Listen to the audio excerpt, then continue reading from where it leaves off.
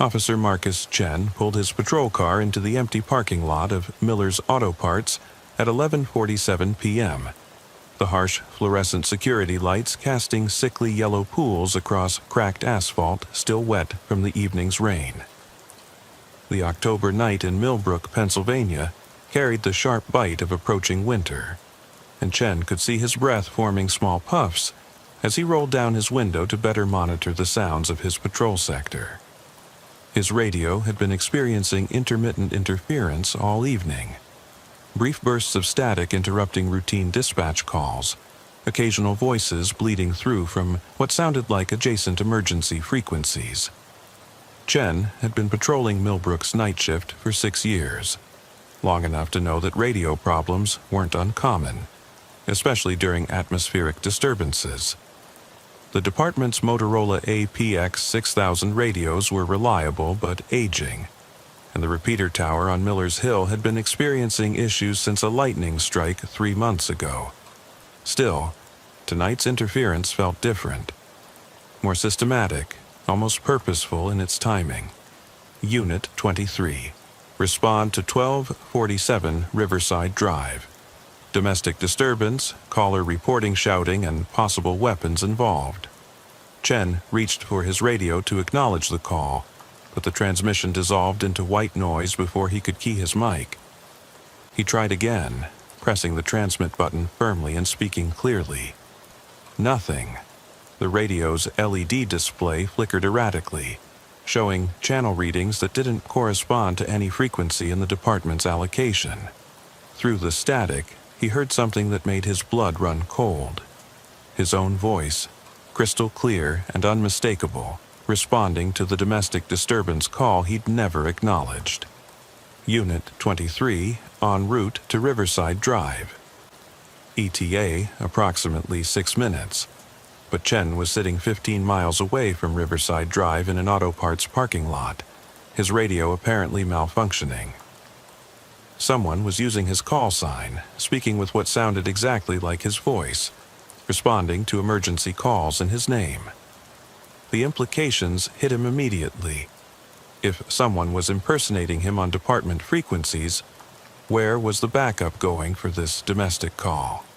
Who was actually responding to what could be a life-threatening situation? Chen grabbed his personal cell phone and dialed the department's non-emergency line, hoping to reach dispatch directly. The call went straight to a busy signal, a mechanical, old-fashioned busy tone that shouldn't exist in their modern digital phone system. The Millbrook Police Department used a computerized dispatch system that automatically rolled calls to backup lines, county dispatch, or state police if all primary lines were occupied. A busy signal was impossible. He started his engine and began driving rapidly toward Riverside Drive, his mind racing through possibilities. Radio jammers existed. He'd seen them used in movies and knew they were available to civilians, but they typically blocked signals entirely rather than selectively replacing them. Voice synthesis technology was advancing rapidly. He'd read articles about deepfake audio, but real-time voice replication over radio frequencies would require sophisticated equipment and detailed knowledge of police protocols and procedures. This wasn't some teenager with a police scanner and too much time on his hands. Someone with serious technical capabilities and intimate knowledge of the Millbrook Police Department's operations was orchestrating something elaborate and dangerous. The silence was broken by his radio crackling back to life with perfect clarity. All units, we have an officer down at 1247 Riverside Drive.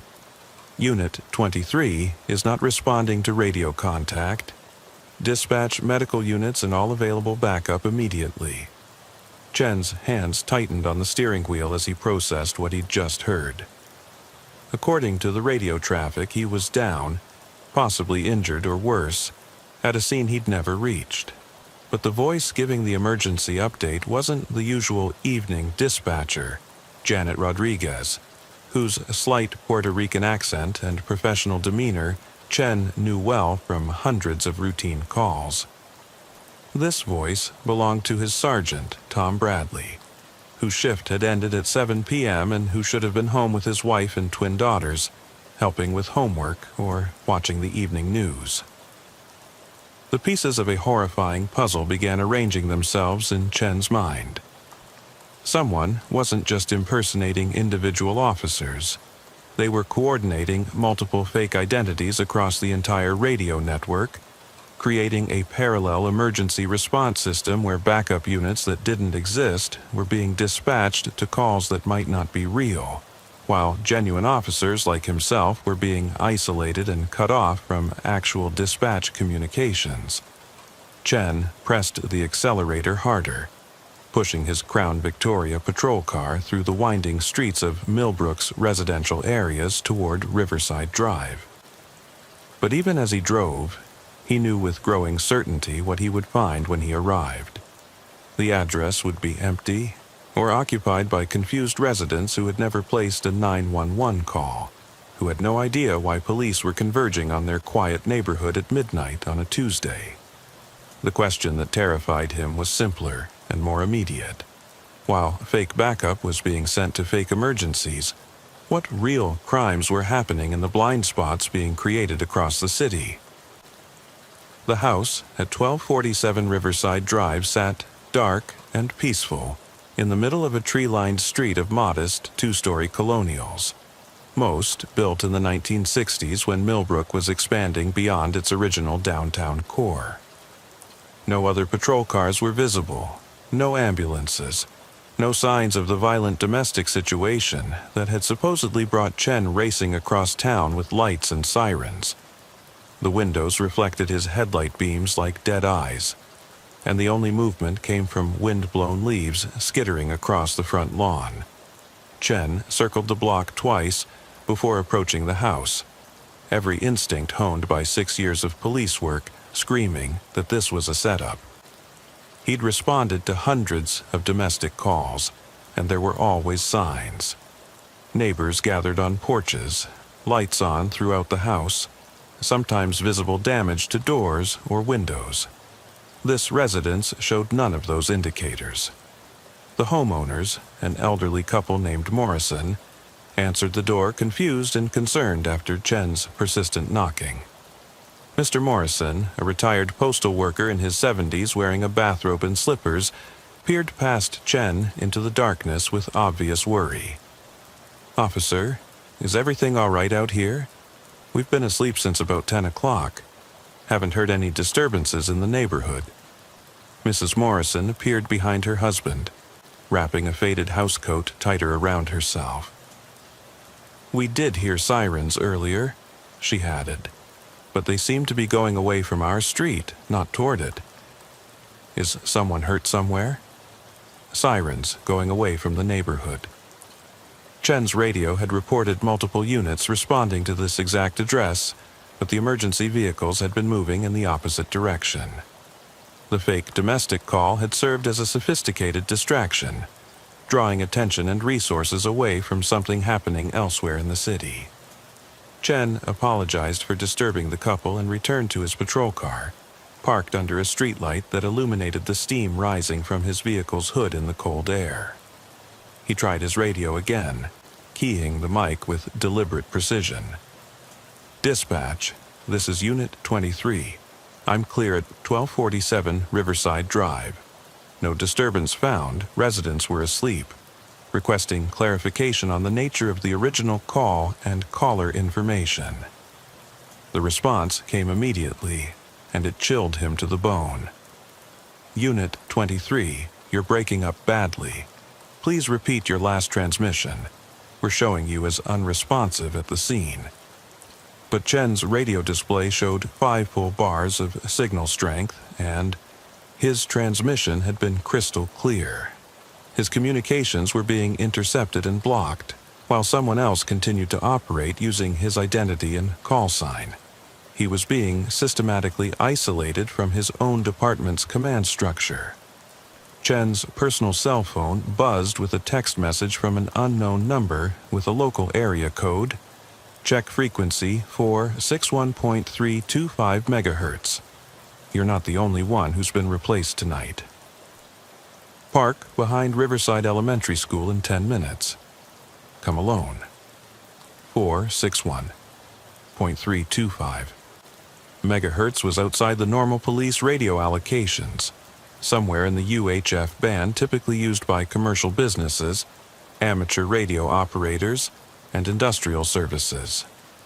Chen programmed the frequency into his personal radio scanner, a Uniden device he kept for monitoring adjacent jurisdictions and state police communications during major incidents. What he heard through his earpiece made his stomach drop and his pulse accelerate. Multiple voices, all using familiar call signs from the Millbrook Police Department, were conducting what sounded like coordinated tactical operations across the city. Unit 15, Officer Sarah Martinez, was supposedly pursuing a stolen vehicle through the Northside Industrial District. Unit 8, Officer James Murphy, was responding to an armed robbery in progress at a downtown convenience store. Unit 31, Sergeant Bradley, was coordinating what sounded like a drug bust in the warehouse district near the railroad tracks. But Chen knew the real status and locations of these officers with absolute certainty. Martinez was on vacation in Colorado, attending her sister's wedding. He'd covered 2 of her patrol shifts the previous week. Murphy had called in sick with severe food poisoning just before the shift began, and Chen had seen him leaving the station parking lot looking genuinely ill. Bradley was scheduled off duty and should have been home with his family, definitely not working a tactical operation at midnight. The voice patterns were perfect, not just similar but identical to the officers they were impersonating. The police jargon was flawless, the radio procedures precisely correct, even down to individual speech patterns and habitual phrases that each officer used. Whoever was behind this operation had been studying the Millbrook Police Department's personnel with meticulous attention to detail. Chen grabbed his personal phone and scrolled through his contacts to Sarah Martinez's cell number. The call went directly to voicemail. "Hi, you've reached Sarah. I'm probably working or sleeping, so leave a message and I'll get back to you." He tried James Murphy's number next. Murphy answered on the second ring, his voice hoarse and congested. "Marcus? Jesus, what time is it? I feel like death warmed over." "Jim, where are you right now? Specifically, where are you?" "I'm in my bed, obviously. Been here since about 6 o'clock. Throwing up everything I've eaten in the past week." "Why are you—" "Marcus, what's going on? You sound weird." "What about your radio?" "Your department radio. Where is it?" "In my locker at the station, same as always. We're not supposed to take them home, remember." "Marcus, you're scaring me. What's happening?" Chen felt his world tilting as the implications became clear. Someone had access to the department's radio equipment, or technology sophisticated enough to perfectly clone their radio signatures and transmit on department frequencies with the voices of officers who weren't even on duty. This was either an inside job involving someone with physical access to the police station, or a technical operation far more advanced than anything he'd imagined possible. His scanner crackled with a new transmission that made his blood freeze. "All units, be advised we have reports of an officer impersonating Unit 23. Subject is possibly armed and should be considered dangerous. Approach with extreme caution and request backup before contact." Chen stared at the radio in disbelief. He was being framed as the imposter, transformed into a wanted suspect by his own shadow. Every real officer in the city would now consider him a threat to be approached with weapons drawn. His own department, his own colleagues, had been weaponized against him through this sophisticated deception. The anonymous text sender contacted him again. "Riverside Elementary. North parking lot. 2 minutes. Turn off your radio and leave your service weapon in your vehicle." Chen hesitated. his training and every principle of officer safety screaming against following anonymous instructions from unknown sources. But conventional backup wasn't available. His own department thought he was a rogue cop who might be armed and dangerous. His radio was compromised, his dispatcher was possibly fake, and someone was using his identity to manipulate emergency responses across the entire city. The elementary school was 6 blocks away, a single-story brick building surrounded by playground equipment that cast strange shadows in the security lighting. As Chen pulled into the north parking lot with his radio turned off and his Glock 22 locked in the trunk of his patrol car, he spotted a single vehicle. A gray Honda Civic with tinted windows and government license plates. As he approached on foot, the driver's window rolled down to reveal a woman in her early 40s with short brown hair and alert eyes that immediately marked her as law enforcement. She wore civilian clothes, jeans and a dark jacket, but carried herself with the unmistakable bearing and watchful posture of a police officer. "Officer Chen? I'm Detective Lisa Hawkins, Pennsylvania State Police, Criminal Investigation Unit. We need to talk, and we need to do it quickly." Detective Hawkins led Chen to a converted surveillance van parked in the shadow of the school's gymnasium. Its exterior designed to look like a commercial HVAC service vehicle complete with company logos and contact information. The interior was a different world entirely, filled with sophisticated radio monitoring equipment, multiple computers displaying real-time signal analysis, and banks of recording devices capturing communications across dozens of frequencies simultaneously. 2 other state police officers were inside, both wearing headphones and monitoring multiple radio channels with the focused intensity of air traffic controllers. The van's windows were tinted to near opacity, and Chen could see that sound-dampening materials lined the walls to prevent electronic surveillance from outside. "How long have you known?" Chen asked, settling into a chair facing an array of monitors that displayed radio traffic patterns across the region.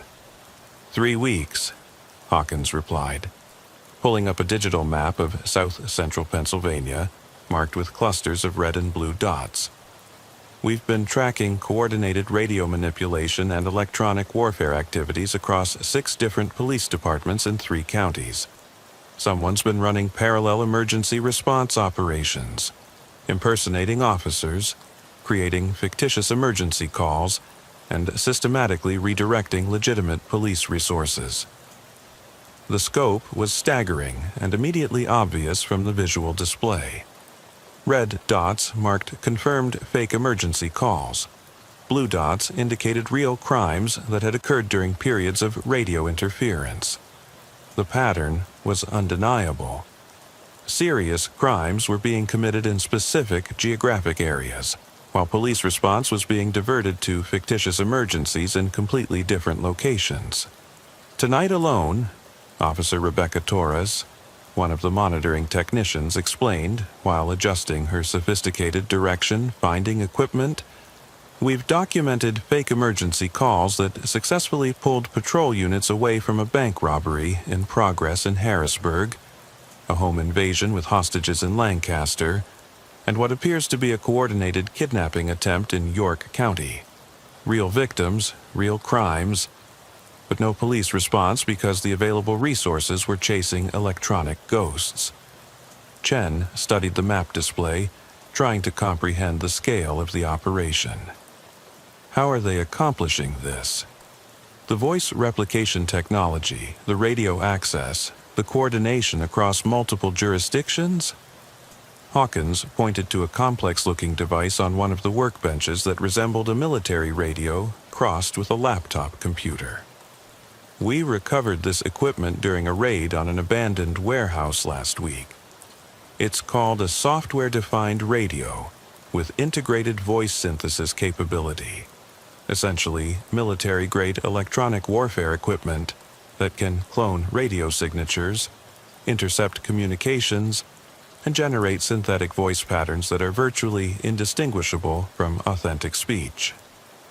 Torres added technical details while monitoring incoming signals. The voice synthesis component is the most sophisticated we've ever encountered. It can replicate not just the basic sound of someone's voice, but their speech patterns, emotional inflections, stress responses, even their breathing patterns and background mouth sounds. Whoever developed this technology has been collecting and analyzing voice samples from target officers for an extended period, probably months or years. The implications were terrifying in their thoroughness. Every radio transmission, every recorded 911 call, every training exercise where officers spoke into their radios, every traffic stop recorded on dash cameras, all potential source material for building comprehensive voice profiles. The perpetrators had been patient and methodical, building an extensive audio library of every officer in multiple departments. But that's just the technical capability, Hawkins continued, highlighting different sections of the map. The real sophistication is operational and intelligence-based. They know detailed patrol schedules, which officers are on duty during specific shifts, which ones are on vacation or medical leave, who's attending training or court appearances. They understand radio protocols, police procedures, individual personality quirks, even personal relationships between officers and supervisors. Chen felt a chill as another piece of the puzzle fell into place. They're not just replicating our voices and radio signatures. They've been conducting detailed surveillance of our department, studying our operations, learning our vulnerabilities and weak points. Torres suddenly straightened, pressing her headphones closer to her ears and making rapid adjustments to her monitoring equipment. I'm picking up increased activity on the coordination frequency. Multiple encrypted channels, high-level traffic. She worked quickly at her computer, running sophisticated decryption algorithms in real time. It's the command and control network. Someone's giving orders for a major operation. The voice that emerged from the speakers was electronically distorted, but clearly authoritative, giving detailed instructions. Phase 2, initiating in 15 minutes. All frequency walkers maintain current operational assignments. Primary target is confirmed mobile on Highway 283 eastbound. Secondary targets proceed as planned. Maintain radio discipline and operational security. Frequency walkers, Hawkins repeated grimly. That's their operational term for the voice impersonators, and they're tracking multiple specific targets. This isn't random chaos, it's a coordinated operation with defined objectives. Chen's compromised police radio, which he'd left turned on in his patrol car to monitor, suddenly crackled to life audibly through the van's comprehensive monitoring system. Unit 23. Respond immediately to officer needs assistance at Millbrook Memorial Hospital, Emergency Department. Detective requesting immediate backup for in-progress situation. The hospital was 12 miles away through winding rural roads. If Chen responded to this apparent emergency, he'd be isolated again, drawn away from the state police operation and potentially into a trap. But if he didn't respond, and there was a genuine officer in trouble, "It's a trap," Hawkins said, reading his thoughts and monitoring the signal analysis equipment. "They're trying to separate you from our operation, get you isolated where they can control the tactical situation." Torres was frantically working her direction-finding equipment, triangulating the source of the transmission. The signals originating from inside the hospital complex itself. They're physically present at the location they're directing you to respond to. The coordination frequency crackled again with an ominous update. Frequency Walker 23 is not responding to tactical direction. Subject appears to have detected our operation. Initiate direct engagement protocol immediately. Chen felt the blood drain from his face as the implications hit him. direct engagement protocol. They're not just manipulating radio communications anymore. They're escalating to physical confrontation and direct action. Through the scanner, his own voice responded to the hospital emergency call with perfect clarity. Unit 23, en route to Memorial Hospital Emergency Department. ETA 14 minutes. That's definitely not me responding, Chen said unnecessarily, his mouth dry with fear. Someone else is heading to the hospital using my identity and call sign. Hawkins was already reaching for her encrypted state police radio, trying to coordinate with other units. All available units, this is State Police Detective Hawkins, badge number 4471. We have a code 33 emergency situation at Millbrook Memorial Hospital. Unknown subjects impersonating police officers are operating in the area with hostile intent. Approach with extreme caution and consider all unverified personnel as potential threats. But her transmission was immediately met with the same white noise interference that had plagued Chen's radio throughout the night. Someone was running sophisticated jamming equipment, creating localized bubbles of communication chaos around their operational areas. They're jamming our primary frequencies, Torres confirmed, monitoring her spectrum analysis displays. Selective frequency interference targeting law enforcement bands. They can communicate freely on their encrypted channels, but they're blocking our ability to coordinate with other units or call for backup. The van's monitoring system suddenly detected a massive surge of activity across multiple frequencies as the operation shifted into its next phase. Fake officers were being deployed to tactical positions across the city. Artificial emergencies were being generated to justify their presence and clear areas of legitimate law enforcement. And somewhere in the coordinated chaos, Chen realized with growing horror the primary target mentioned in their communications was about to be engaged.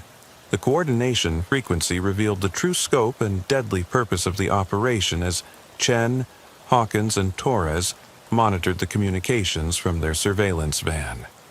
What had initially appeared to be random radio manipulation was actually a sophisticated manhunt disguised as routine police operations. Frequency Walker 7, target vehicle identified as dark blue BMW sedan, license plate JMK4471, spotted northbound on Highway 283 approaching exit 21. Maintain visual surveillance but do not engage until authorization. Frequency Walker 12. Establish roadblock at Highway 283 and Route 15 intersection. Make it appear routine. D. U. I checkpoint protocols. Divert all civilian traffic. Frequency Walker 23. Your mission is to redirect real law enforcement units away from Highway 283 corridor. Create multiple incidents requiring response in zones 4 and 7. Priority incidents only. They're hunting someone specific, Chen realized, his voice tight with understanding. Using fake police identities to track and isolate a target while simultaneously using police impersonation to clear the area of actual law enforcement officers.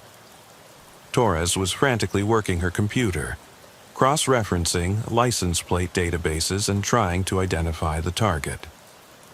Highway 283 runs northeast toward Harrisburg, then connects to Interstate 83 north toward the Maryland border. If someone's fleeing the area. Hawkins was already on her encrypted state police frequency, but the response was frustratingly bureaucratic. Detective Hawkins were showing multiple Millbrook PD units already deployed on Highway 283, conducting a routine sobriety checkpoint. Additional resources are not available at this time due to ongoing operations in Lancaster County. Those aren't real units, Hawkins shouted into her radio, her professional composure finally cracking. Someone is impersonating police officers and manipulating your entire dispatch system. but the voice on the other end remained maddeningly calm and procedural. "Detective, we'll need verification through proper channels before we can countermand existing operations. Please contact your supervisor and follow standard protocols for interagency coordination." Bureaucracy and established procedures were working against them. The state police dispatcher couldn't immediately distinguish between legitimate law enforcement operations and sophisticated impersonation. Standard protocols required multiple levels of confirmation before deploying resources to counter what appeared to be authorized police activities. Chen made a decision that violated every principle of officer safety he'd learned in 6 years of police work. "I'm going after them. I'm the only officer who knows what's really happening. And I might be the only one in position to prevent whatever they're planning. Marcus, you absolutely cannot do that. You'll be one officer against an unknown number of suspects with military-grade equipment, tactical coordination, and detailed intelligence about police procedures. But I'm also the only one they're not expecting," Chen replied, checking his service weapon and spare magazines. "They think I'm responding to their fake hospital emergency call. They have no idea I'm here with you, that I've detected their operation." Through the monitoring equipment, they heard Chen's impersonator arriving at Memorial Hospital. Unit 23 on scene at Memorial Hospital Emergency Department, establishing perimeter and coordinating with the hospital security. "Go," Hawkins said suddenly, her tactical instincts overriding her caution. "We'll try to coordinate with legitimate units through back channels, but you're right. You might be the only officer in position to intervene before they complete whatever they're planning." Chen grabbed a portable radio programmed with state police frequencies and headed for his patrol car, his mind racing through tactical possibilities. As he drove toward Highway 283, he monitored both the fake police communications and the real coordination frequency, slowly piecing together the target and purpose of the elaborate operation. Target confirmed as Dr. Elena Vasquez, 47 years old, forensic pathologist. Subject is en route to federal courthouse in Harrisburg for 9 a.m. testimony tomorrow morning. Vehicle is confirmed as dark blue BMW 328i, license plate JMK4471. Dr. Elena Vasquez. Chen recognized the name immediately from recent news coverage. A forensic pathologist who had been testifying in a massive federal corruption case involving city officials, police department contracts, and evidence tampering across multiple jurisdictions. Her expert testimony had exposed systemic corruption and led to numerous arrests, including 2 police officers from neighboring departments. The coordination frequency provided additional operational details. Dr. Vasquez represents a critical threat to ongoing operations.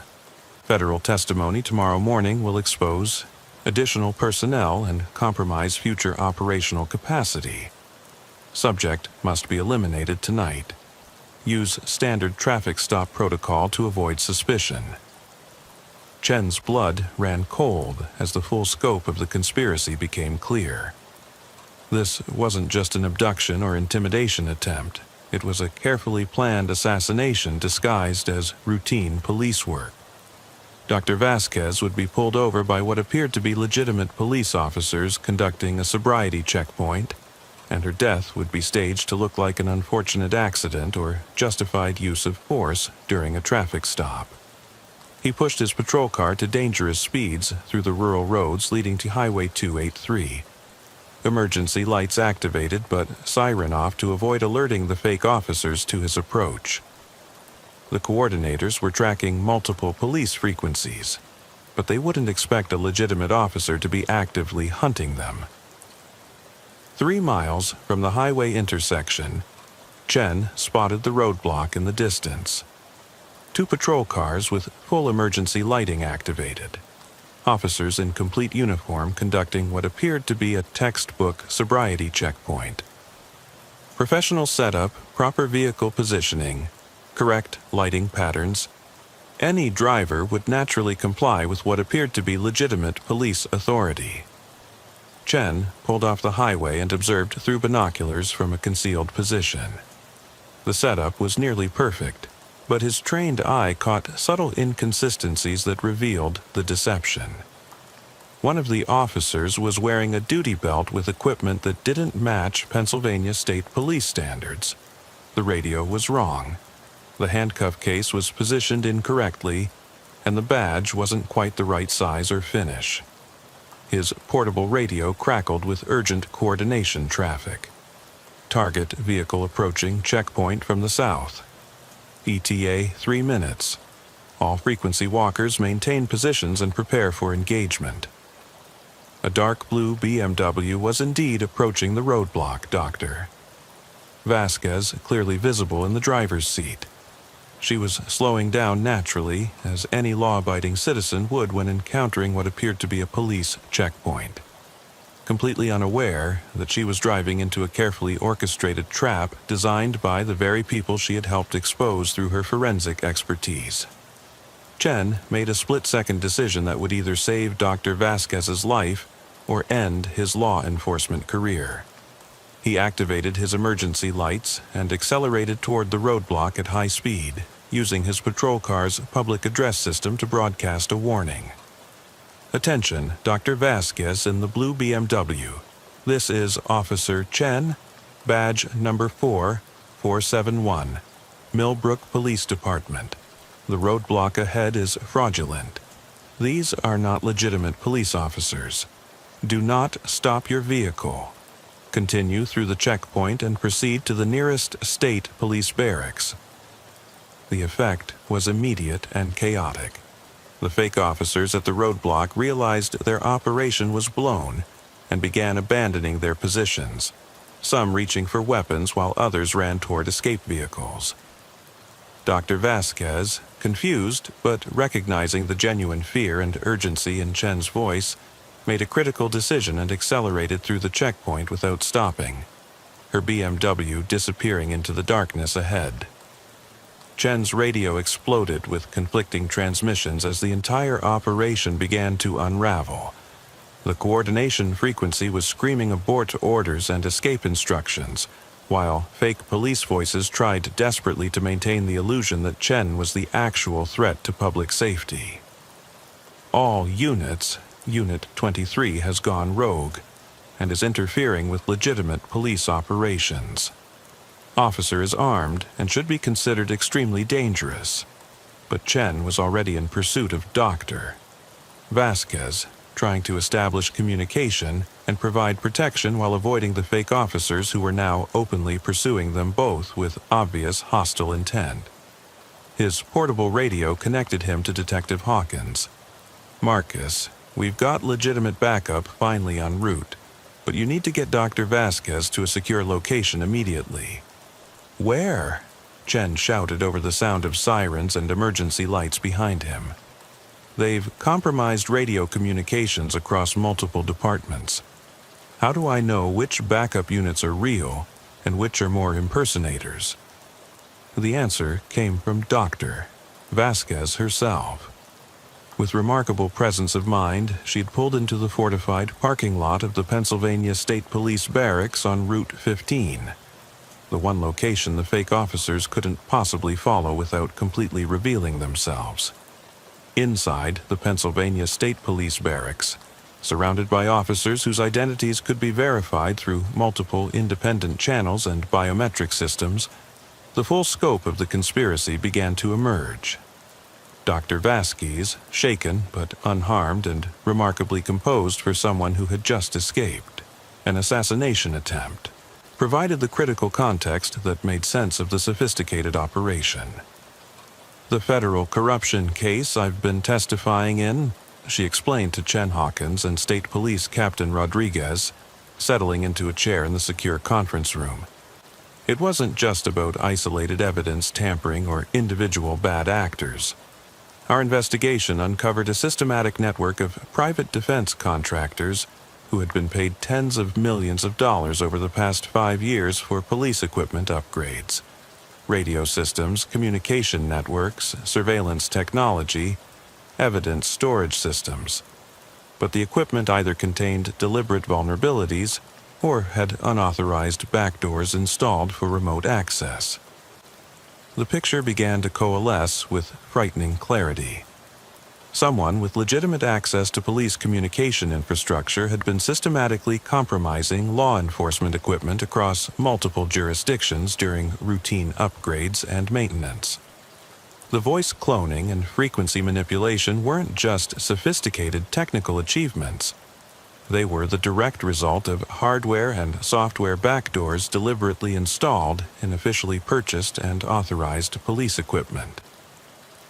But the operational intelligence, Chen interrupted, knowing specific officer schedules, personal speech patterns, individual work habits, family situations, that required inside information that couldn't come from just technical access. Dr. Vasquez nodded grimly, consulting notes from her forensic investigation. The corruption case revealed that personnel records, duty rosters, disciplinary files, and even internal communications were being systematically accessed and sold. Someone inside each affected department was providing detailed operational intelligence to the defense contractors, who were then selling that information to interested parties. Captain Rodriguez was coordinating with multiple state and federal agencies, trying to determine the full extent of the compromised equipment and how many departments were affected. We're looking at systematic infiltration of law enforcement communications across at least 6 counties, he reported to the group. The companies that installed our security systems, upgraded our radios, and maintained our networks were the same ones systematically undermining them. Detective Hawkins had been monitoring the coordination frequency, which had gone largely silent after the failed assassination attempt. "They're shutting down their operation and destroying evidence," she reported. "But we recorded enough communications to identify at least some of the participants and their operational methods. The technical analysis revealed the true sophistication of the conspiracy. The perpetrators had been collecting voice samples and operational intelligence for over 3 years, building comprehensive behavioral and linguistic profiles of individual officers. They knew not just how Chen sounded when he spoke normally, but how his voice changed under stress, his typical response patterns during emergencies, his personal speech habits, even his relationships with other officers and supervisors. They've been conducting practice operations," Torres explained, reviewing recorded communications from previous months. Small-scale disruptions to test their techniques, monitoring how departments responded to different scenarios, refining their approach based on real-world results. Tonight's operation was supposed to be their masterpiece, eliminating a key witness while maintaining perfect operational security and plausible deniability. Chen felt a chill as he realized how close they had come to complete success. If I hadn't noticed the specific radio anomalies, if I hadn't questioned the fake emergency calls and investigated the inconsistencies, Dr. Vasquez would be dead, and it would look like a completely justified police action, Hawkins finished. Her death would be officially recorded as the result of resisting during a routine traffic stop, or an unfortunate accident during a legitimate police checkpoint. The fake officers would disappear, and the real officers responding to their manufactured emergencies would have perfect alibis. The investigation that followed would eventually involve the FBI, Department of Homeland Security, and multiple federal agencies, but the immediate threat had been neutralized. However, Chen couldn't shake the feeling that they had only discovered one operational cell of a much larger and more sophisticated conspiracy. As dawn broke over the rural Pennsylvania landscape, the various fake emergencies created throughout the night began to resolve themselves. Real officers, initially confused by the conflicting radio traffic and contradictory information, gradually regained control of their communication systems. but significant damage had already been done. Several serious crimes had occurred while police resources were diverted by phantom emergency calls. How many other operations like this have succeeded? Chen asked Captain Rodriguez, voicing the question that was haunting everyone in the room. How many times have they used this capability without anyone detecting the deception? The answer, when it eventually came through comprehensive federal investigation, was deeply disturbing.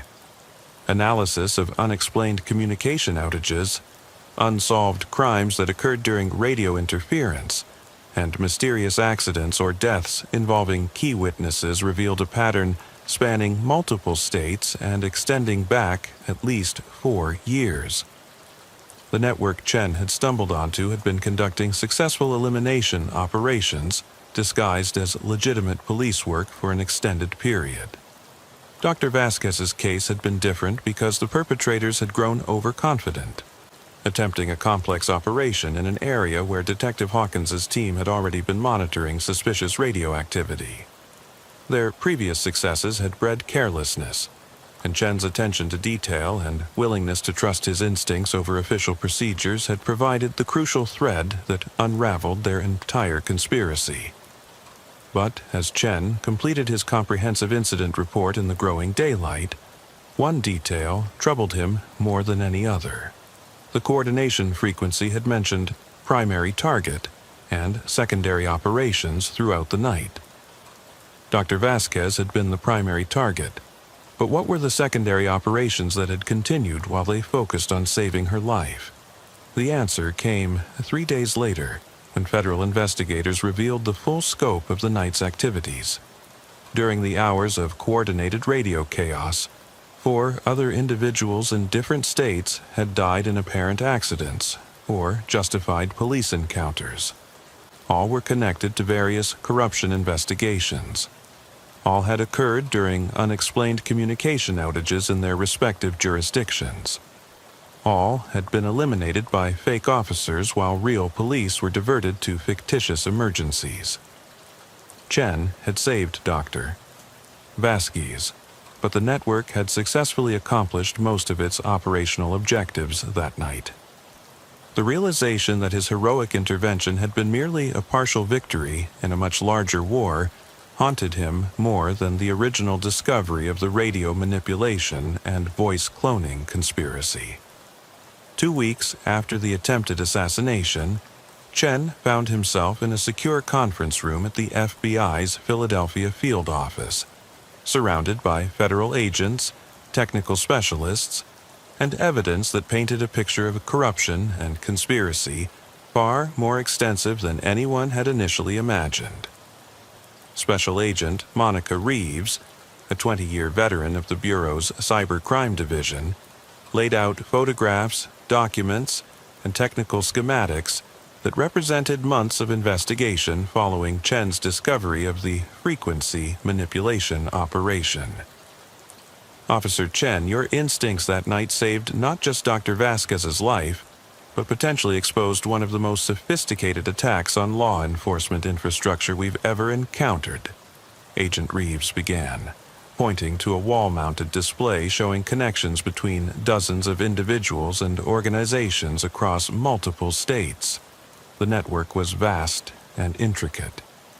The primary conspirators included corrupt police officials, defense contractors with access to communication systems, organized crime figures seeking to eliminate witnesses, and even foreign intelligence operatives interested in disrupting American law enforcement capabilities. The voice synthesis technology was just the tip of the iceberg, explained Dr. Sarah Kim, a technical specialist from the FBI's Technical Services Unit. The equipment we recovered includes artificial intelligence systems capable of real-time language processing, behavioral analysis software that could predict individual officer responses to specific scenarios, and even psychological profiling algorithms designed to identify the most effective manipulation techniques for different personality types. Chen studied the technical specifications with growing unease. You're saying they weren't just impersonating us, they were psychologically profiling us to predict how we'd react to different situations. Exactly, Dr. Kim confirmed. They had detailed psychological profiles of over 200 law enforcement officers across 6 states. The profiles included stress responses, decision-making patterns under pressure, personal relationships that could be exploited, even family situations that might affect judgment during critical incidents. Agent Reeves pulled up a specific file on her laptop. Chen, Marcus, Badge 4471, Millbrook Police Department, 6 years service, single, lives alone in apartment complex on Maple Street. Responds well to authority but tends to question inconsistencies. High attention to detail, particularly regarding radio protocols. Shows initiative but follows procedure. Vulnerability. Isolation during night shifts makes him susceptible to manipulation through fake emergency scenarios. Chen felt violated in a way that went beyond anything he'd experienced during the actual operation. They knew everything about me, my habits, my personality, even my address. The psychological profiling was the key to their success, Agent Reeves continued. They didn't just randomly impersonate officers. They carefully selected targets based on personality assessments and predicted responses. They knew which officers would question anomalies, which ones would follow orders without question, and which ones could be isolated and manipulated most effectively. The scope of the surveillance was staggering. The conspirators had been monitoring social media accounts, tracking credit card purchases, analyzing cell phone location data, and even conducting physical surveillance to build comprehensive profiles of their targets. They knew where officers lived, where they shopped, what restaurants they frequented, who they dated, and what their personal vulnerabilities might be. But the most disturbing aspect, Dr. Kim added, is that they were testing different manipulation techniques and measuring their effectiveness. They had been running practice operations for years, creating small disruptions and carefully monitoring how different officers and departments responded. They were essentially conducting behavioral experiments on law enforcement personnel. Chen remembered the months of minor radio interference, the occasional dispatch errors, the small technical glitches that everyone had attributed to aging equipment or atmospheric conditions. The radio problems we'd been having, those weren't equipment failures. They were tests. Correct, they were measuring response times, testing voice synthesis accuracy, evaluating how long they could maintain deceptions before being detected. Every time you responded to a call, every time you used your radio, they were collecting data and refining their techniques.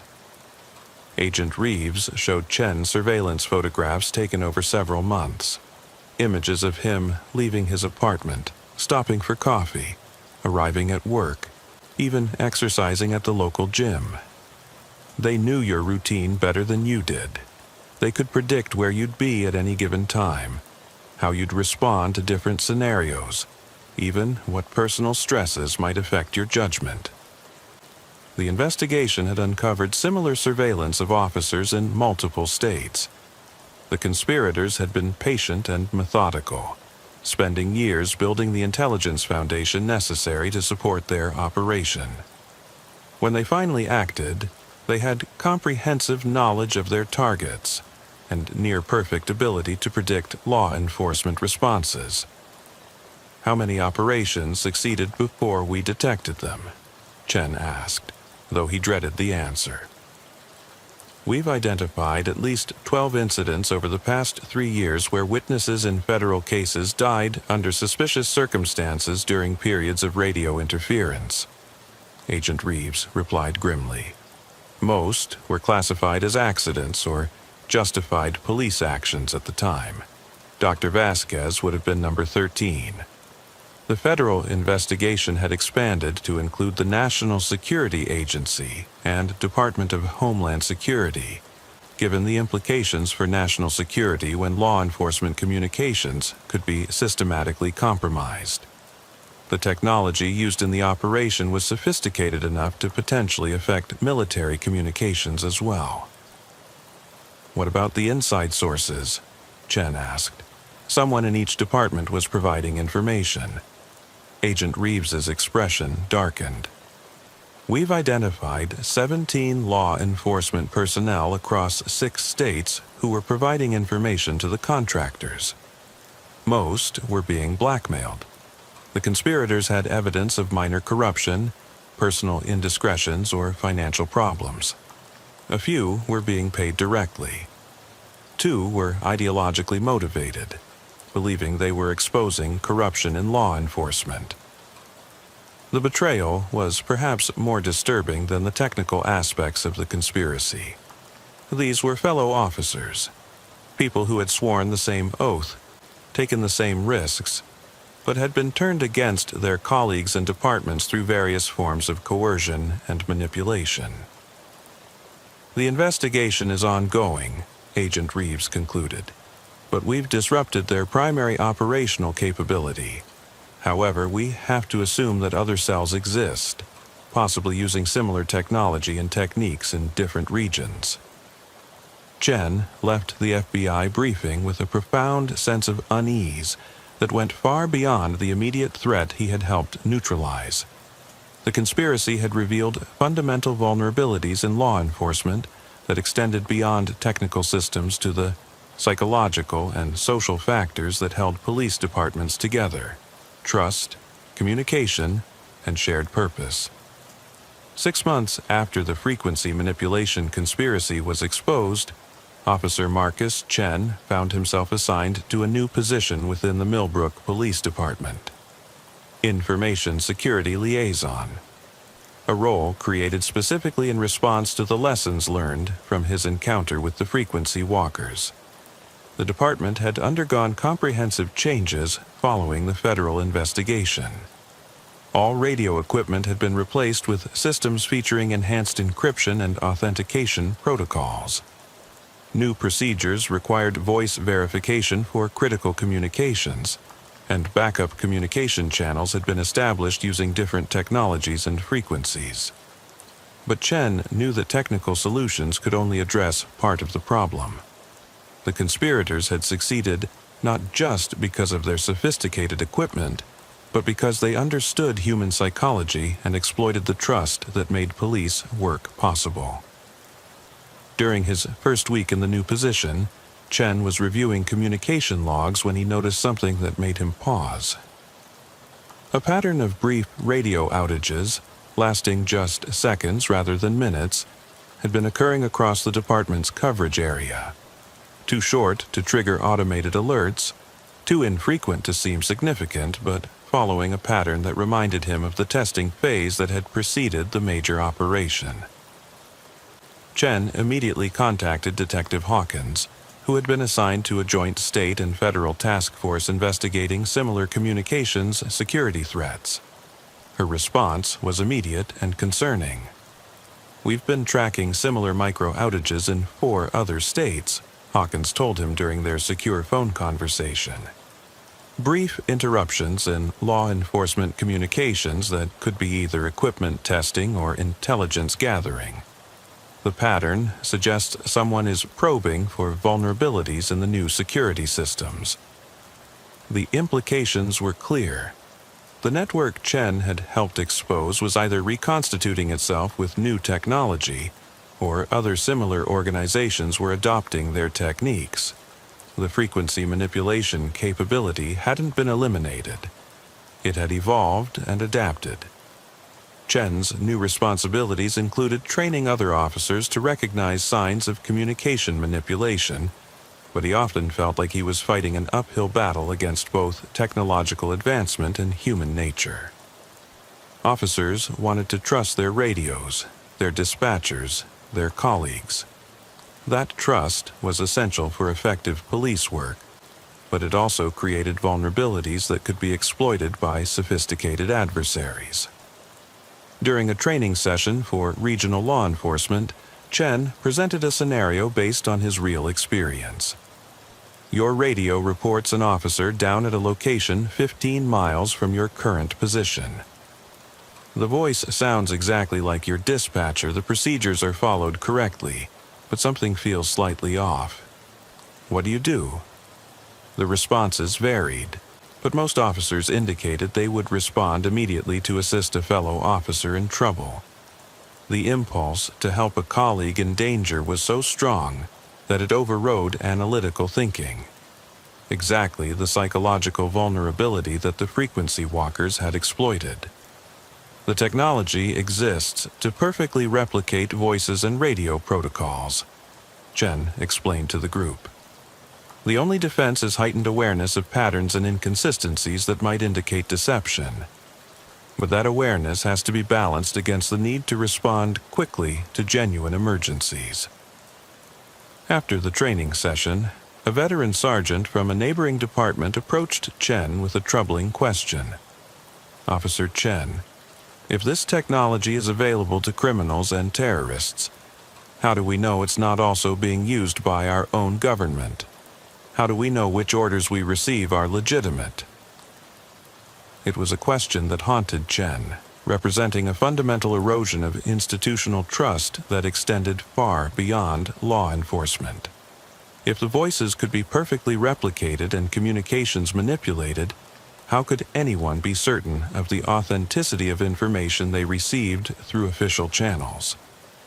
The federal investigation had revealed that the frequency manipulation technology was based on research originally conducted for intelligence agencies, designed to disrupt enemy communications and create confusion during military operations. The fact that it had been turned against domestic law enforcement suggested that the boundaries between different applications of electronic warfare technology were not as clear as most people assumed. Chen's apartment had been moved to a secure building with enhanced surveillance, and he varied his daily routines based on security protocols developed by federal agents. The psychological profiles that the conspirators had built meant that his personal vulnerabilities were still known to potentially hostile actors who might seek revenge for his role in exposing their operation. But the most unsettling aspect of his new reality was the constant uncertainty about the authenticity of communications he received. Every radio call, every phone conversation, every text message carried the possibility of deception. The frequency walkers had succeeded in creating a permanent state of doubt about one of the most basic aspects of human interaction: the ability to trust that people were who they claimed to be. During his evening patrols, Chen found himself analyzing every transmission for subtle signs of manipulation. Voice patterns, background noise, timing delays, linguistic choices, all potential indicators of synthetic communication. The hypervigilance was mentally exhausting, but it had become a necessary survival skill in a world where electronic deception was increasingly sophisticated. His radio crackled with a routine dispatch call. Unit 23, respond to a welfare check at 847 Pine Street. Elderly resident hasn't been seen by neighbors for several days. Chen listened carefully to the dispatcher's voice, analyzing the stress patterns, the pronunciation of specific words, the ambient sound in the background. Janet Rodriguez, the evening dispatcher, had a slight accent that affected how she pronounced certain consonants. The radio quality was consistent with the new encrypted system. The background noise matched the dispatch center's acoustic signature. Unit 23, copy. En route to Pine Street for welfare check, Chen responded, but he also activated his backup communication system and verified the call through an independent channel. The address was legitimate. The call had been properly logged, and Mrs. Patricia Williams at 847 Pine Street was indeed concerned about her elderly neighbor. But Chen's verification procedures had become automatic. He could no longer take any communication at face value without independent confirmation. As he completed the welfare check, finding the elderly resident safe, but dealing with a minor medical issue that required an ambulance. Chen reflected on how fundamentally the frequency walker incident had changed his approach to police work. The technology that was supposed to make law enforcement more efficient and coordinated had become a potential weapon against the officers it was designed to serve. His radio remained quiet as he completed his paperwork and prepared to return to patrol. No fake emergencies, no phantom voices, no coordination frequencies bleeding through from the shadows. Just the normal sounds of police work in a small Pennsylvania city where most nights passed without major incident. But Chen knew they were still out there somewhere. The frequency walkers and their technological descendants, adapting their techniques, developing new capabilities, preparing for their next operation. The electronic warfare that had briefly emerged into the open had returned to the shadows, but it hadn't disappeared. The war for authentic communication continued, fought not with weapons or violence, but with trust and deception, verification and doubt. Chen had chosen his side in that conflict, learning to defend the fragile boundaries between genuine and synthetic communication. In a world where voices could be stolen and identities replicated with perfect fidelity, someone had to guard the spaces where truth still lived.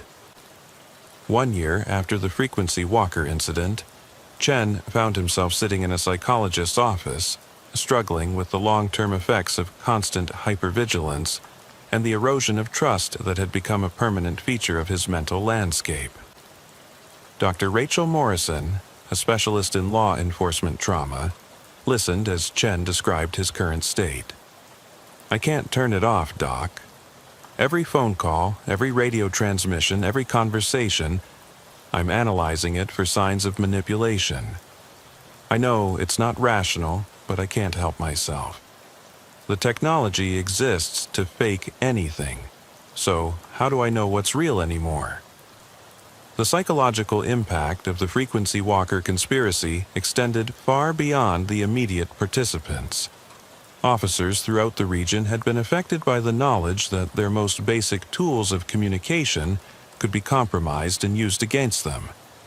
Trust in technology, in procedures, in institutional systems had been fundamentally undermined. "You experienced a form of technological trauma," Dr. Morrison explained.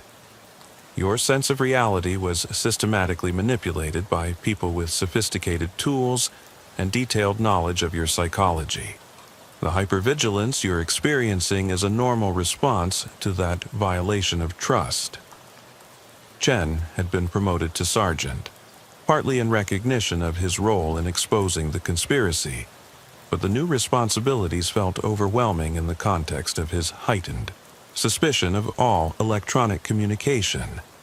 Supervising other officers required constant radio contact, coordination of resources, and trust in information received through various channels, all activities that now triggered anxiety and doubt. "The department has implemented new security protocols," Chen told Dr. Morrison. "Voice verification, encryption, backup systems. But I keep thinking about how sophisticated their technology was, how they stayed ahead of our defenses for years. What if they've developed countermeasures to our countermeasures?" The question reflected a broader issue affecting law enforcement and intelligence agencies worldwide. As defensive technologies improved, offensive capabilities evolved to match them.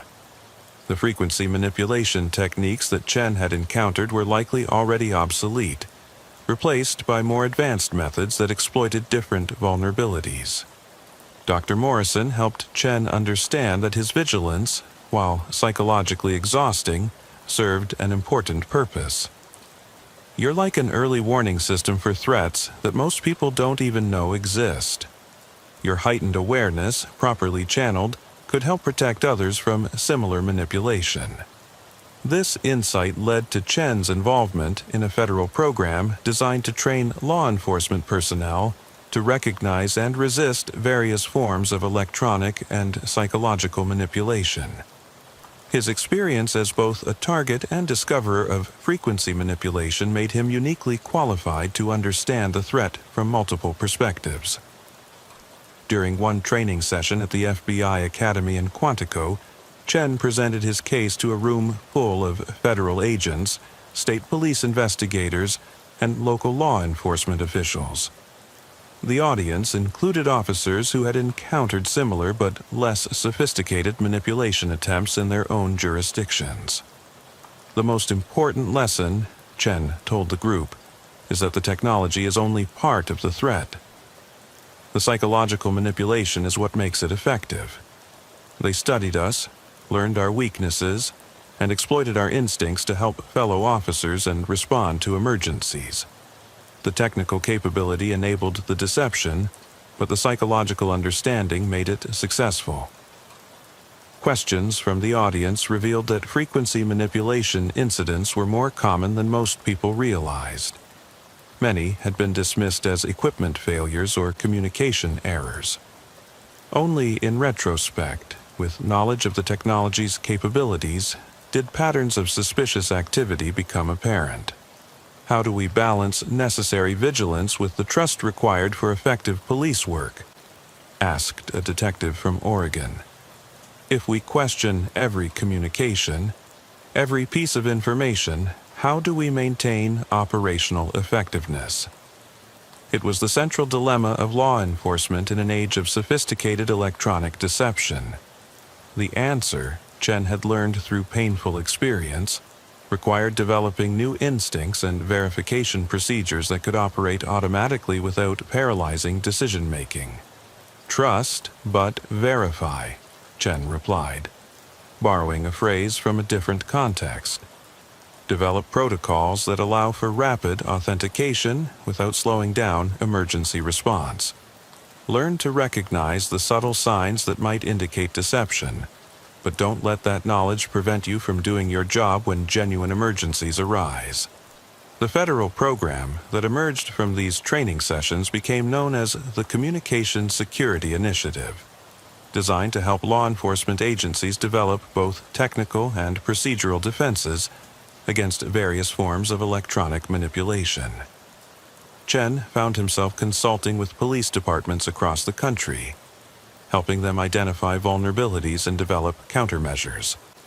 But the work took its toll. The constant exposure to stories of manipulation, deception, and technological threats reinforced Chen's sense that the world had become fundamentally untrustworthy. Even his personal relationships suffered as he found himself analyzing conversations with friends and family for signs of deception that couldn't possibly exist.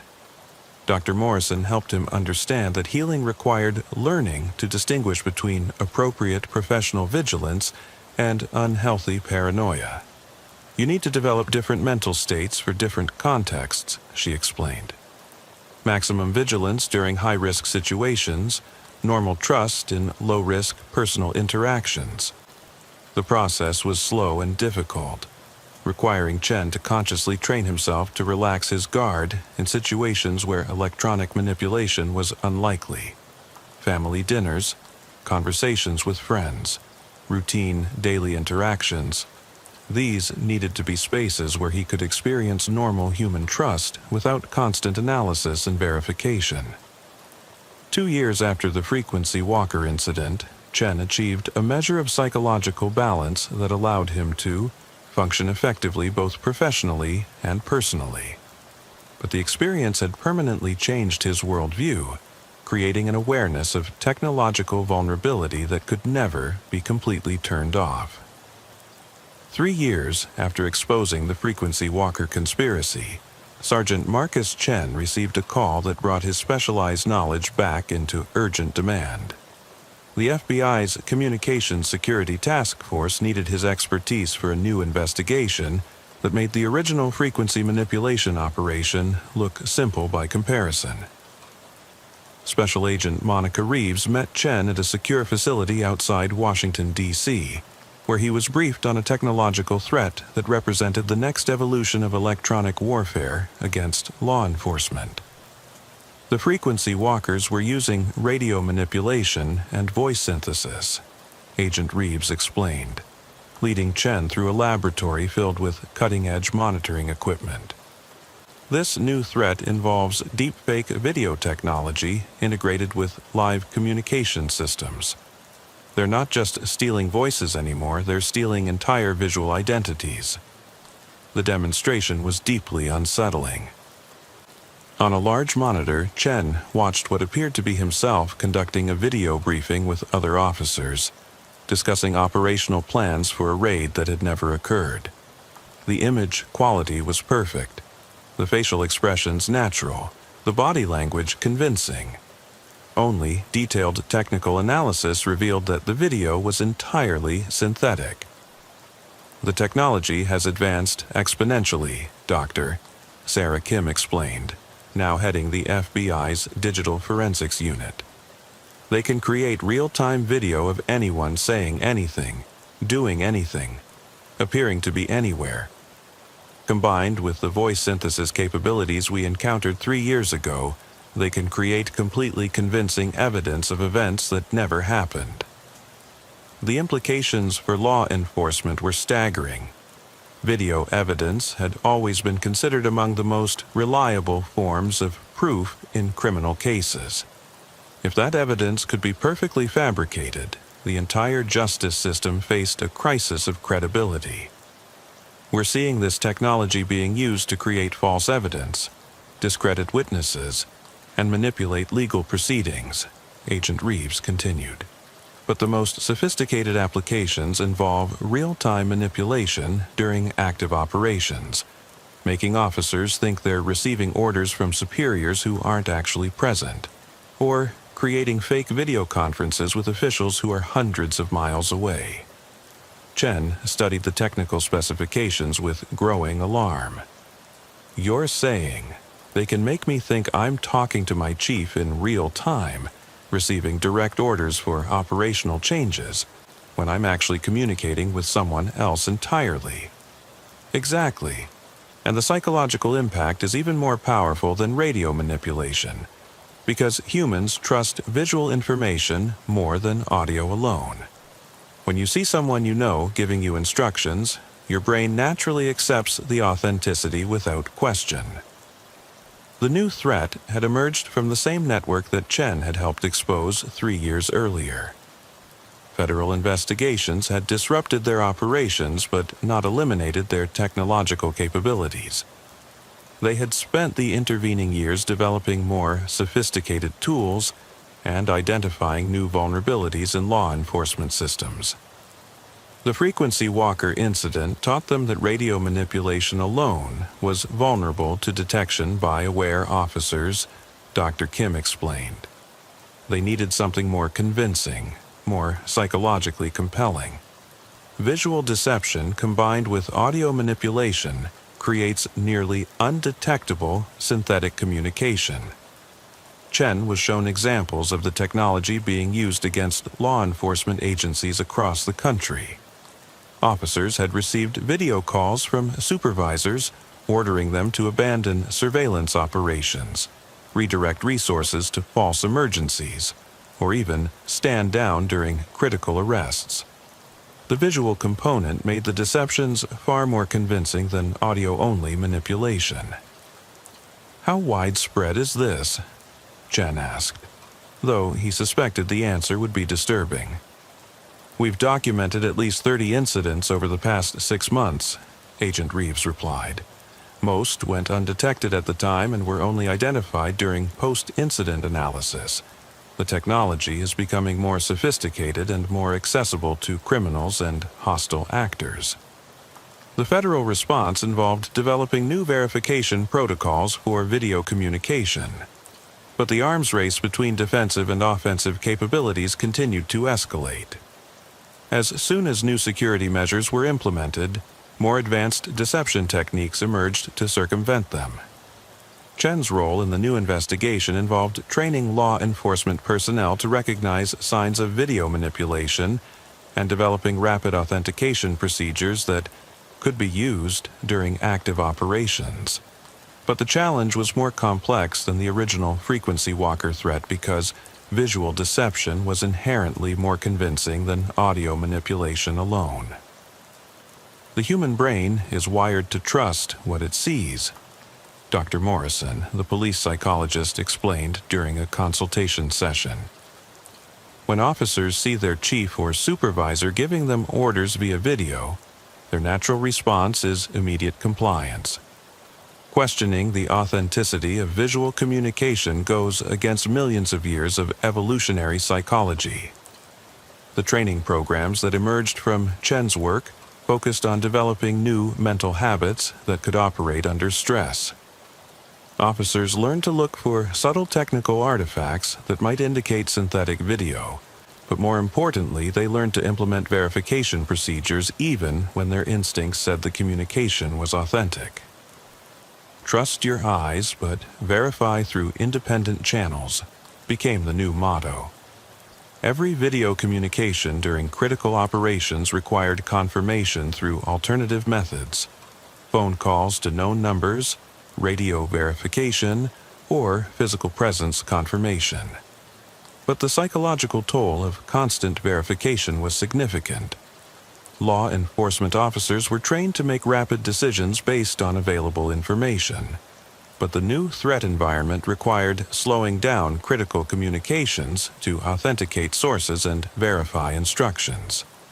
Chen found himself once again at the center of a fundamental shift in how police work functioned in an age of sophisticated technological deception. The tools designed to improve communication and coordination between law enforcement agencies had become weapons that could be used to manipulate and misdirect those same agencies. 5 years after his first encounter with the frequency walkers, Sergeant Marcus Chen found himself responding to a call that seemed ominously familiar. At 11:52 p.m. on a cold October night in Millbrook, his radio crackled with a routine request that immediately triggered his hard-earned instincts for deception. Unit 23. Respond to welfare check at 1247 Riverside Drive. Elderly residents haven't been seen by neighbors for several days. The same address where his nightmare journey into electronic warfare had begun. The same type of call that had been used to manipulate his location and isolate him from legitimate backup. Chen felt his pulse quicken as memories of that night flooded back. The fake emergencies, the stolen voices, the systematic manipulation of his department's entire communication system.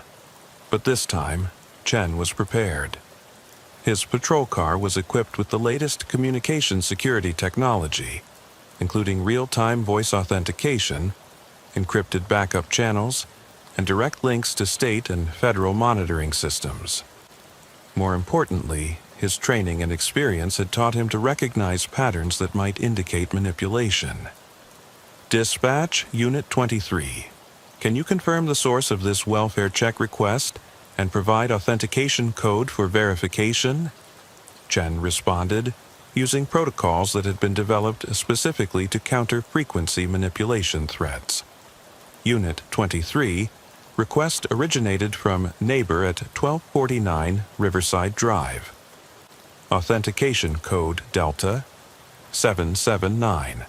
Original call received at 23:41 hours.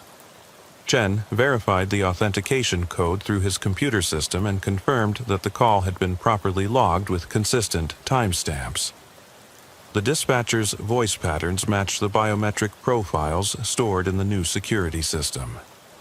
Everything appeared legitimate, but Chen's experience had taught him never to rely on a single verification method. He contacted Detective Hawkins, now heading the state's Communication Security Task Force, through his encrypted backup radio. "Lisa, this is Marcus. I'm responding to a welfare check at 1247 Riverside Drive. The same address where this all started 5 years ago. Could be a coincidence, but I wanted you to be aware." "Copy that, Marcus. We're monitoring your communications through multiple channels. Everything looks clean from our end, but we'll maintain overwatch until you clear the scene." As Chen drove toward Riverside Drive, he reflected on how fundamentally his world had changed since that first encounter with electronic deception. What had once been a straightforward job, responding to calls, helping citizens, enforcing laws, had become a complex exercise in verification and counter-surveillance.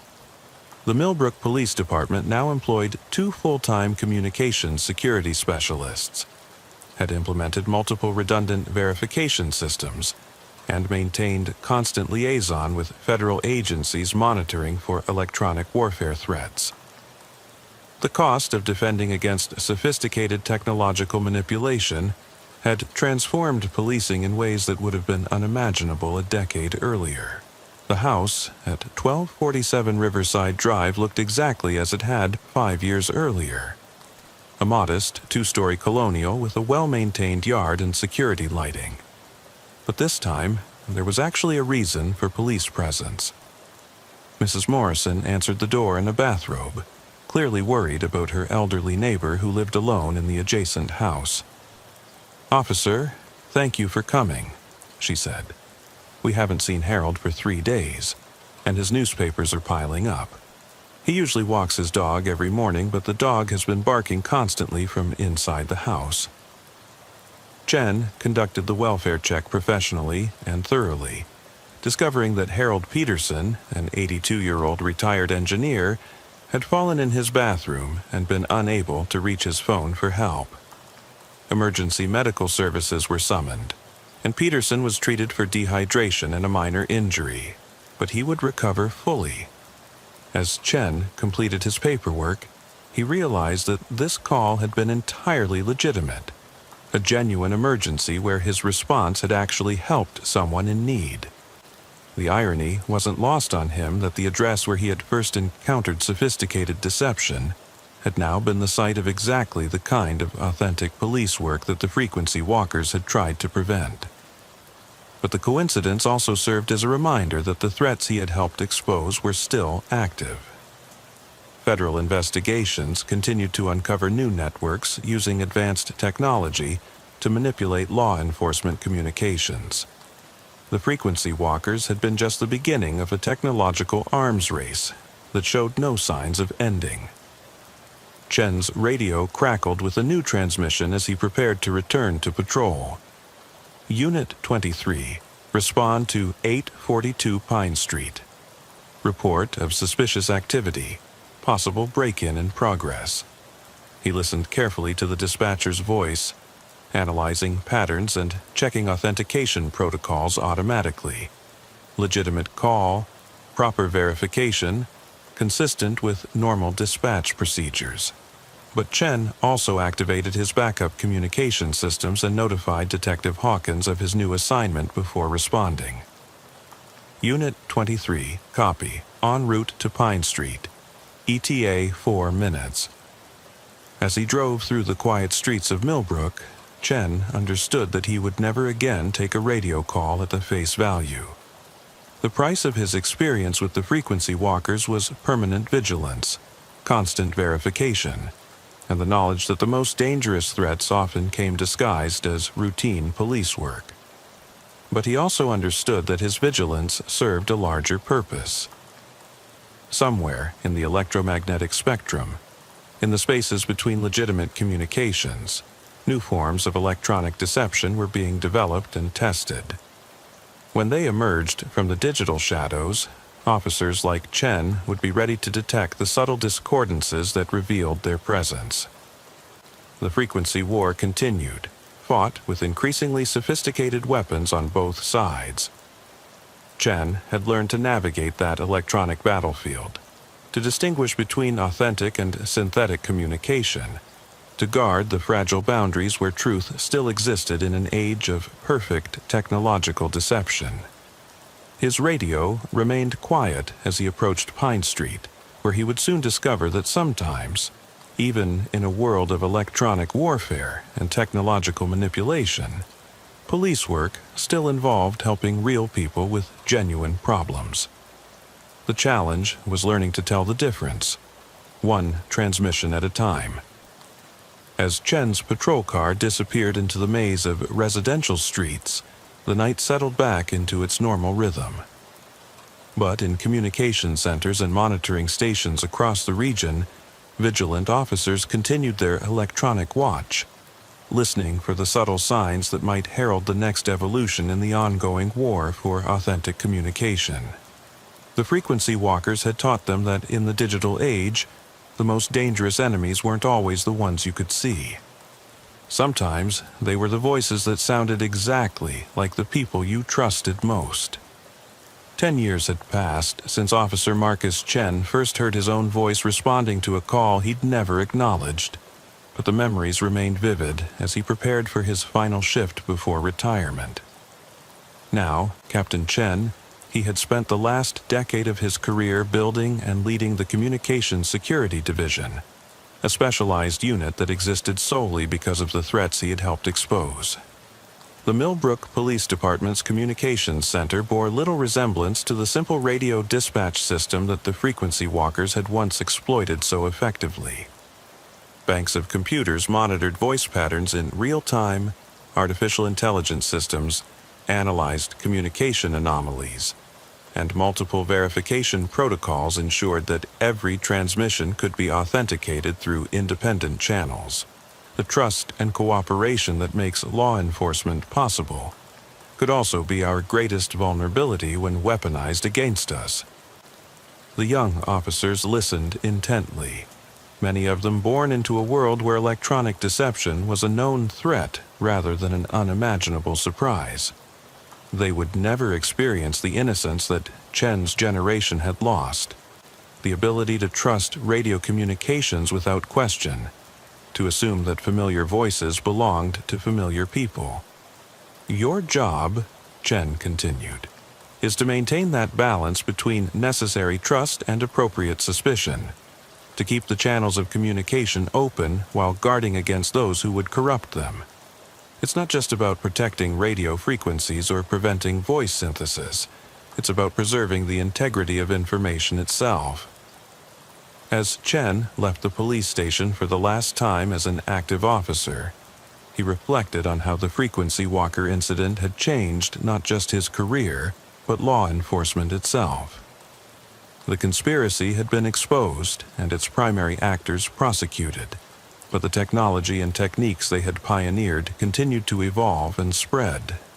New threats emerged regularly: deepfake video calls from fake supervisors, AI-generated text messages that perfectly mimicked individual writing styles, even synthetic biometric data that could fool fingerprint and facial recognition systems. Each advance in defensive technology was matched by corresponding improvements in offensive capabilities. But Chen had also seen positive changes emerge from the crisis. Law enforcement agencies had become more sophisticated in their approach to information security, more aware of psychological manipulation techniques, and more resilient in the face of technological threats. The frequency walker incident had been a wake-up call that had ultimately strengthened the institutions it had initially threatened. His personal phone buzzed with a text message as he drove home. "Congratulations on your retirement, Captain. Your vigilance over the years has saved more lives than you'll ever know." The watch continues. Detective Hawkins Chen smiled, knowing that the Communications Security Task Force would continue its work under Hawkins' leadership, adapting to new threats and developing countermeasures against technologies that hadn't even been invented yet.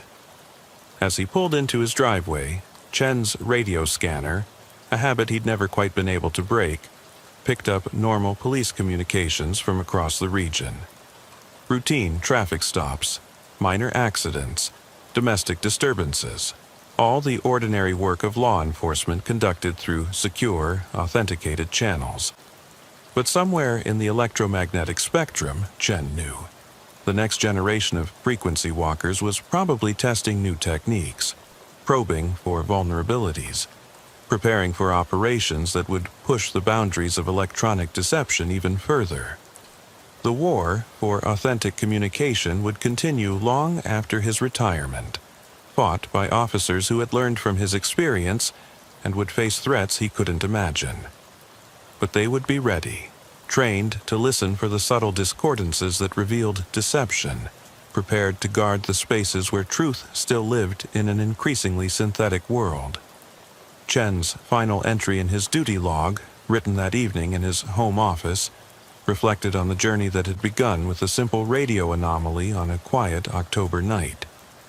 The frequency walkers showed us that, in the digital age, reality itself could be weaponized through the corruption of communication.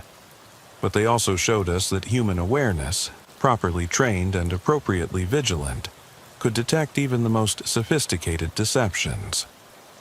The technology will continue to evolve, but so will our ability to distinguish between authentic and synthetic, between truth and manipulation.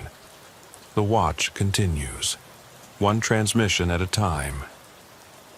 Outside his window, the night was quiet except for the distant sound of traffic and the occasional radio transmission from passing police patrols.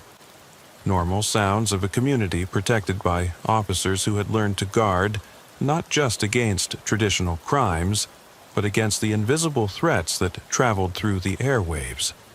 Voices that didn't belong to the people claiming to speak.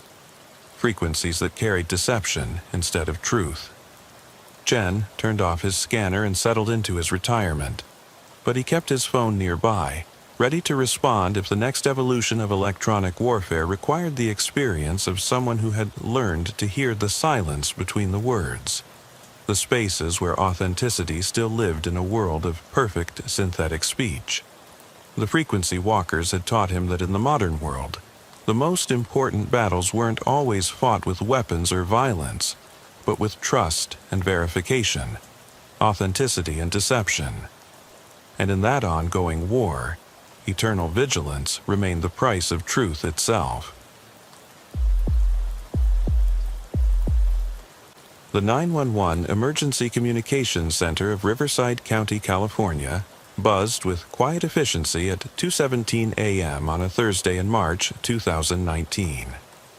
Senior dispatcher Angela Martinez had been working the graveyard shift for 8 years, long enough to recognize the rhythm of late-night emergencies, domestic disturbances fueled by alcohol, medical crises among the elderly, the occasional traffic accident on the winding mountain roads that snaked through the county's rural areas. But tonight felt different. The calls were coming in at an unusual pace, and each one carried a subtle wrongness that Martinez couldn't quite identify. Her workstation, equipped with state-of-the-art computer-aided dispatch software, multiple phone lines, and radio systems connecting her to patrol units across the county's 7,200 square miles, displayed a steady stream of incident reports that should have felt routine, but somehow didn't.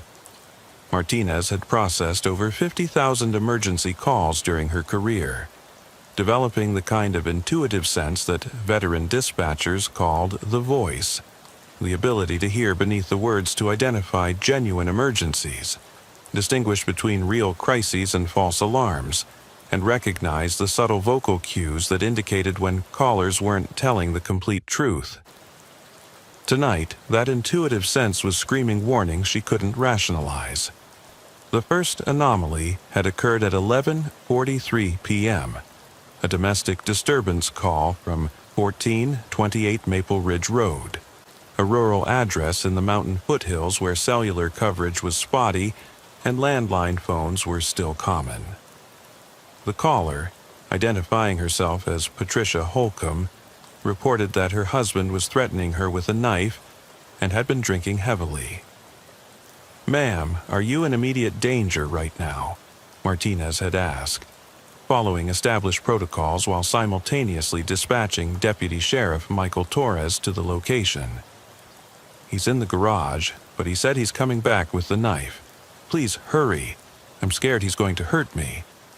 The call had lasted 6 minutes, with Martinez providing safety instructions while keeping the caller on the line until Torres arrived at the scene. But when Torres radioed back, his report was puzzling. "Dispatch, I'm at 1428 Maple Ridge. No one's home. House is dark, vehicles gone, no signs of disturbance. Neighbors say the Holcombs left 3 days ago for a vacation in Arizona. Martinez had double-checked the call logs, the phone number, even the address verification system. Everything indicated that Patricia Holcomb had called from her home phone at 1428 Maple Ridge Road. But according to Torres and the neighbors, no one had been there for days. The second anomaly came 47 minutes later. A medical emergency at Riverside Memorial Hospital. The caller identified himself as Dr. Robert Chen, reporting a mass casualty incident in the emergency department with multiple gunshot victims requiring immediate police response. Martinez had immediately escalated the call, dispatching all available units and notifying supervisors of the active shooter situation. But when the first deputies arrived at the hospital, they found a normal Thursday night in the emergency department. 2 patients with minor injuries, no shooting, no mass casualties, and no Dr. Robert Chen on the medical staff. Dispatch, this is Deputy Walsh at Riverside Memorial. Everything's normal here. No shooting, no casualties. Hospital security confirms they have no doctor. Chen on staff and no one called 911 from this location tonight. By 2 a.m., Martinez had fielded 4 more calls that followed the same pattern. Detailed, convincing emergency reports that resulted in deputies responding to locations where no emergencies existed. Each caller had provided specific names, addresses, and circumstances that seemed legitimate until officers arrived to find the situations completely fabricated. Martinez's supervisor, Communications Sergeant David Park, had been monitoring the unusual call pattern from his office overlooking the dispatch center. At 2:15 a.m., he approached Martinez's workstation with a concerned expression. "Angela, I've been reviewing tonight's call logs. We've had 6 false reports in the past 2.5 hours, all requiring significant resource deployment. That's unusual even for a full moon weekend." "Sergeant, these weren't typical false reports," Martinez replied, pulling up the recorded calls on her computer. The callers provided specific details, knew the addresses, used appropriate terminology. They sounded genuinely distressed. If I didn't know the outcomes, I'd swear these were legitimate emergencies. Park listened to portions of the recorded calls, his expression growing more troubled with each playback. The voice patterns are consistent with genuine stress responses. These people weren't obviously lying or prank calling. But 6 false reports in one night from different locations across the county. Martinez had been thinking about the same pattern. "Sergeant, what if they weren't false reports? What if someone wanted our deputies responding to those specific locations at those specific times? What if the fake emergencies were diversions?" The implication was chilling. If someone was systematically creating false emergency calls to manipulate police deployment patterns, real crimes could be occurring in areas where deputies had been drawn away by fictitious crises. Park immediately initiated a comprehensive review of all crime reports for the evening, cross-referencing them with the timeline of false emergency calls. What they discovered confirmed Martinez's worst fears. During the window, when Deputy Torres was responding to the fake domestic disturbance on Maple Ridge Road, a convenience store robbery had occurred 12 miles away in his normal patrol sector. While multiple units were responding to the fabricated hospital shooting, 2 residential burglaries had been reported in areas that would normally have had immediate police coverage. "Someone's gaming our system," Park concluded grimly. "They're using false emergency calls to create predictable police response patterns, leaving other areas vulnerable to actual crimes." But the technical aspects of the deception troubled Martinez even more than the strategic implications. "Sergeant, how did they know enough to use the right names, addresses, and phone numbers? Patricia Holcomb isn't a common name, and 1428 Maple Ridge Road is pretty remote. Someone did their homework." Park pulled up additional databases, checking property records and phone listings. Patricia and James Holcomb were indeed the registered owners of 1428 Maple Ridge Road. Their landline phone number matched the one logged in the 911 system. Dr. Robert Chen was a real physician, though he worked at a different hospital in San Diego. They're using real names and real information, Park realized. Someone has access to detailed databases, property records, phone directories, professional licensing information. This isn't random. It's targeted and well-researched. Martinez felt a chill as she considered the level of preparation required for such a sophisticated operation. They would need to know our response protocols, our coverage areas, our typical deployment patterns, and they'd need current information about who's home, who's traveling, who's available to take phone calls at specific addresses. As if summoned by their conversation, Martinez's phone rang with another incoming 911 call. The caller ID showed a number she recognized, the landline for Riverdale Elementary School, located in a rural area about 20 minutes from the nearest deputy's location. 911, what's your emergency?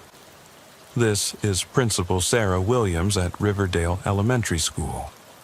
We have an armed intruder in the building. I'm locked in my office with 3 teachers. He's in the hallway outside and I can hear him trying classroom doors.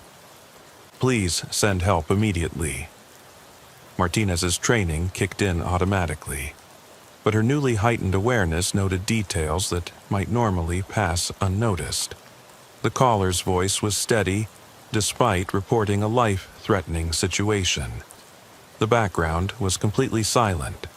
No sounds of an intruder, no panicked voices, none of the ambient noise typically present during genuine crisis calls. Ma'am, can you describe the intruder? How did he gain access to the building? He's a white male, maybe in his 30s, wearing dark clothing. He broke a window in the back of the school. Please hurry. I think he has a gun. Martinez was dispatching units while simultaneously running checks on the school's information. Riverdale Elementary School was closed for spring break. Had been closed all week according to the school district's calendar. Principal Sarah Williams was a real person, but according to the school's website, she was attending an education conference in Denver through Friday. Ma'am, I need you to stay on the line with me. Help is on the way. Can you tell me exactly where you are in the building? I'm in the main office, first door on the right when you enter the front entrance. Please tell the officers to be careful. I think he's armed and dangerous. Martinez made a critical decision that violated standard emergency protocols. Instead of keeping the caller on the line and dispatching all available units to an active shooter situation, she placed the call on hold and immediately contacted Sergeant Park. Sergeant, I have another one. Armed intruder at Riverdale Elementary, but the school's closed for spring break and the principal who's supposedly calling is at a conference in Denver. Park's response was immediate. Don't dispatch units to that location. This is the 7th fake call tonight, and now they're escalating to active shooter scenarios. We need to figure out who's doing this and why before someone gets hurt. But Martinez's decision created a terrible dilemma. If the call was genuine, if somehow Principal Williams had returned early from her conference and was actually trapped in the school with an armed intruder, her failure to dispatch immediate assistance could result in casualties. If the call was fake, dispatching units would continue the pattern of resource manipulation that had already enabled multiple crimes across the county. Sergeant, what if I'm wrong? What if this is the one real call mixed in with all the fake ones? Park's expression reflected the same terrible uncertainty. Angela, trust your instincts. What does your experience tell you about this call? Martinez listened to the caller again, still on hold, claiming to be trapped in a school office with an armed intruder just outside. The voice was too calm, the background too quiet. the timing too convenient following the pattern of previous false reports. It's fake, she decided. But I need to know how they're doing this and who's behind it before they escalate to something worse. What neither Martinez nor Park could have known was that their decision not to respond to the fake school shooting had just prevented the most sophisticated law enforcement manipulation they would ever encounter. 20 miles away, a team of armed robbers had been waiting for the police response to the elementary school to clear the area around Riverside Community Bank, where they had planned to execute a coordinated heist during the confusion.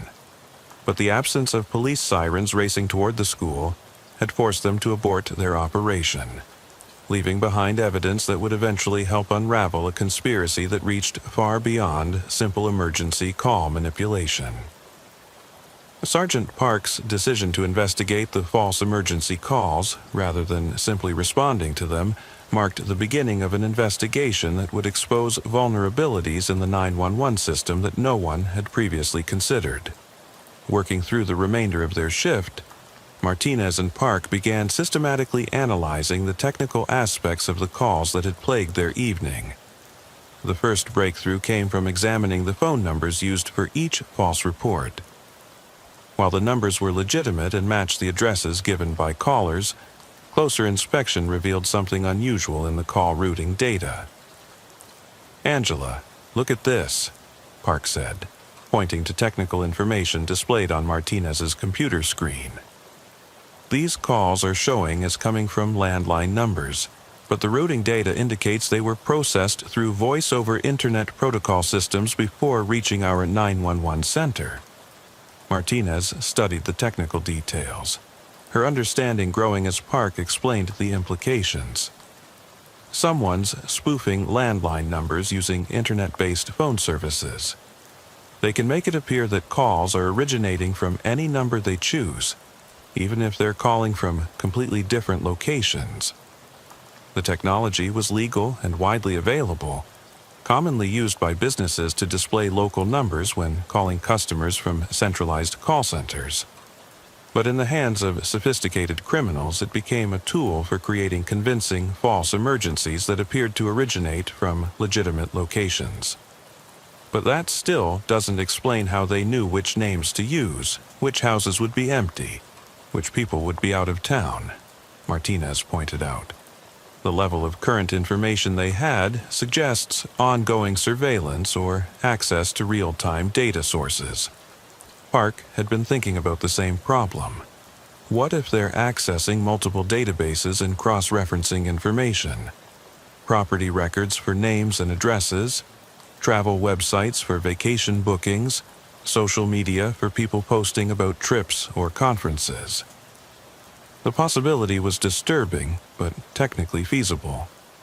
With enough automation and data processing capability, someone could systematically identify targets for false emergency calls, people who were away from home, traveling, or otherwise unable to contradict fake reports made in their names. At 6 a.m., as their shift neared its end, Martinez received a call that would provide the key to understanding the full scope of the operation. 911, what's your emergency? This is Officer Jennifer Walsh with the California Highway Patrol. I need immediate backup for a high-speed pursuit eastbound on Interstate 10, approaching the Riverside County line.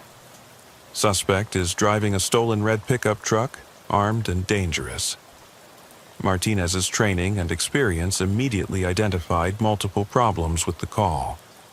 Officer Walsh's voice was too composed for someone engaged in a high-speed pursuit. There was no background noise of sirens, wind, or radio traffic that would be present in a patrol car during a chase. Most importantly, CHP protocol required officers to coordinate pursuits through their own dispatch system, not through local 911 centers.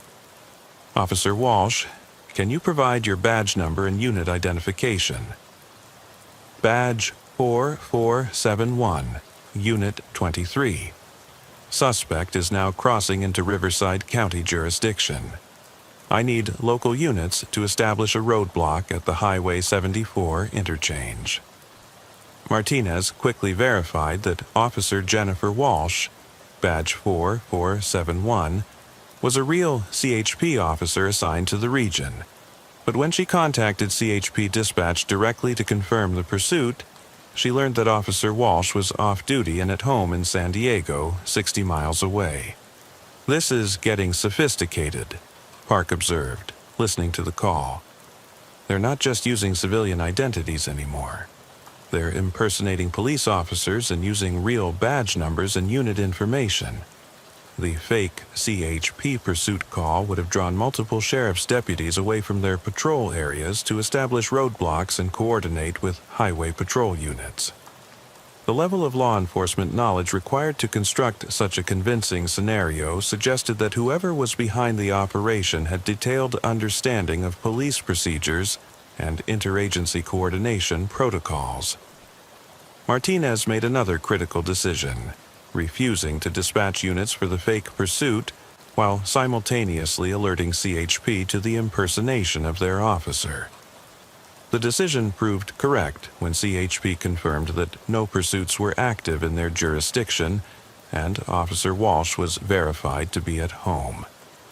But the incident raised alarming questions about the scope of the conspiracy. If someone could convincingly impersonate police officers and access law enforcement databases for badge numbers and unit assignments, the threat extended far beyond simple emergency call manipulation. "Sergeant, we need to contact the FBI," Martinez said, reviewing the night's call logs.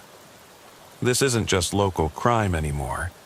Someone's systematically compromising emergency response systems and impersonating law enforcement officers across jurisdictional boundaries."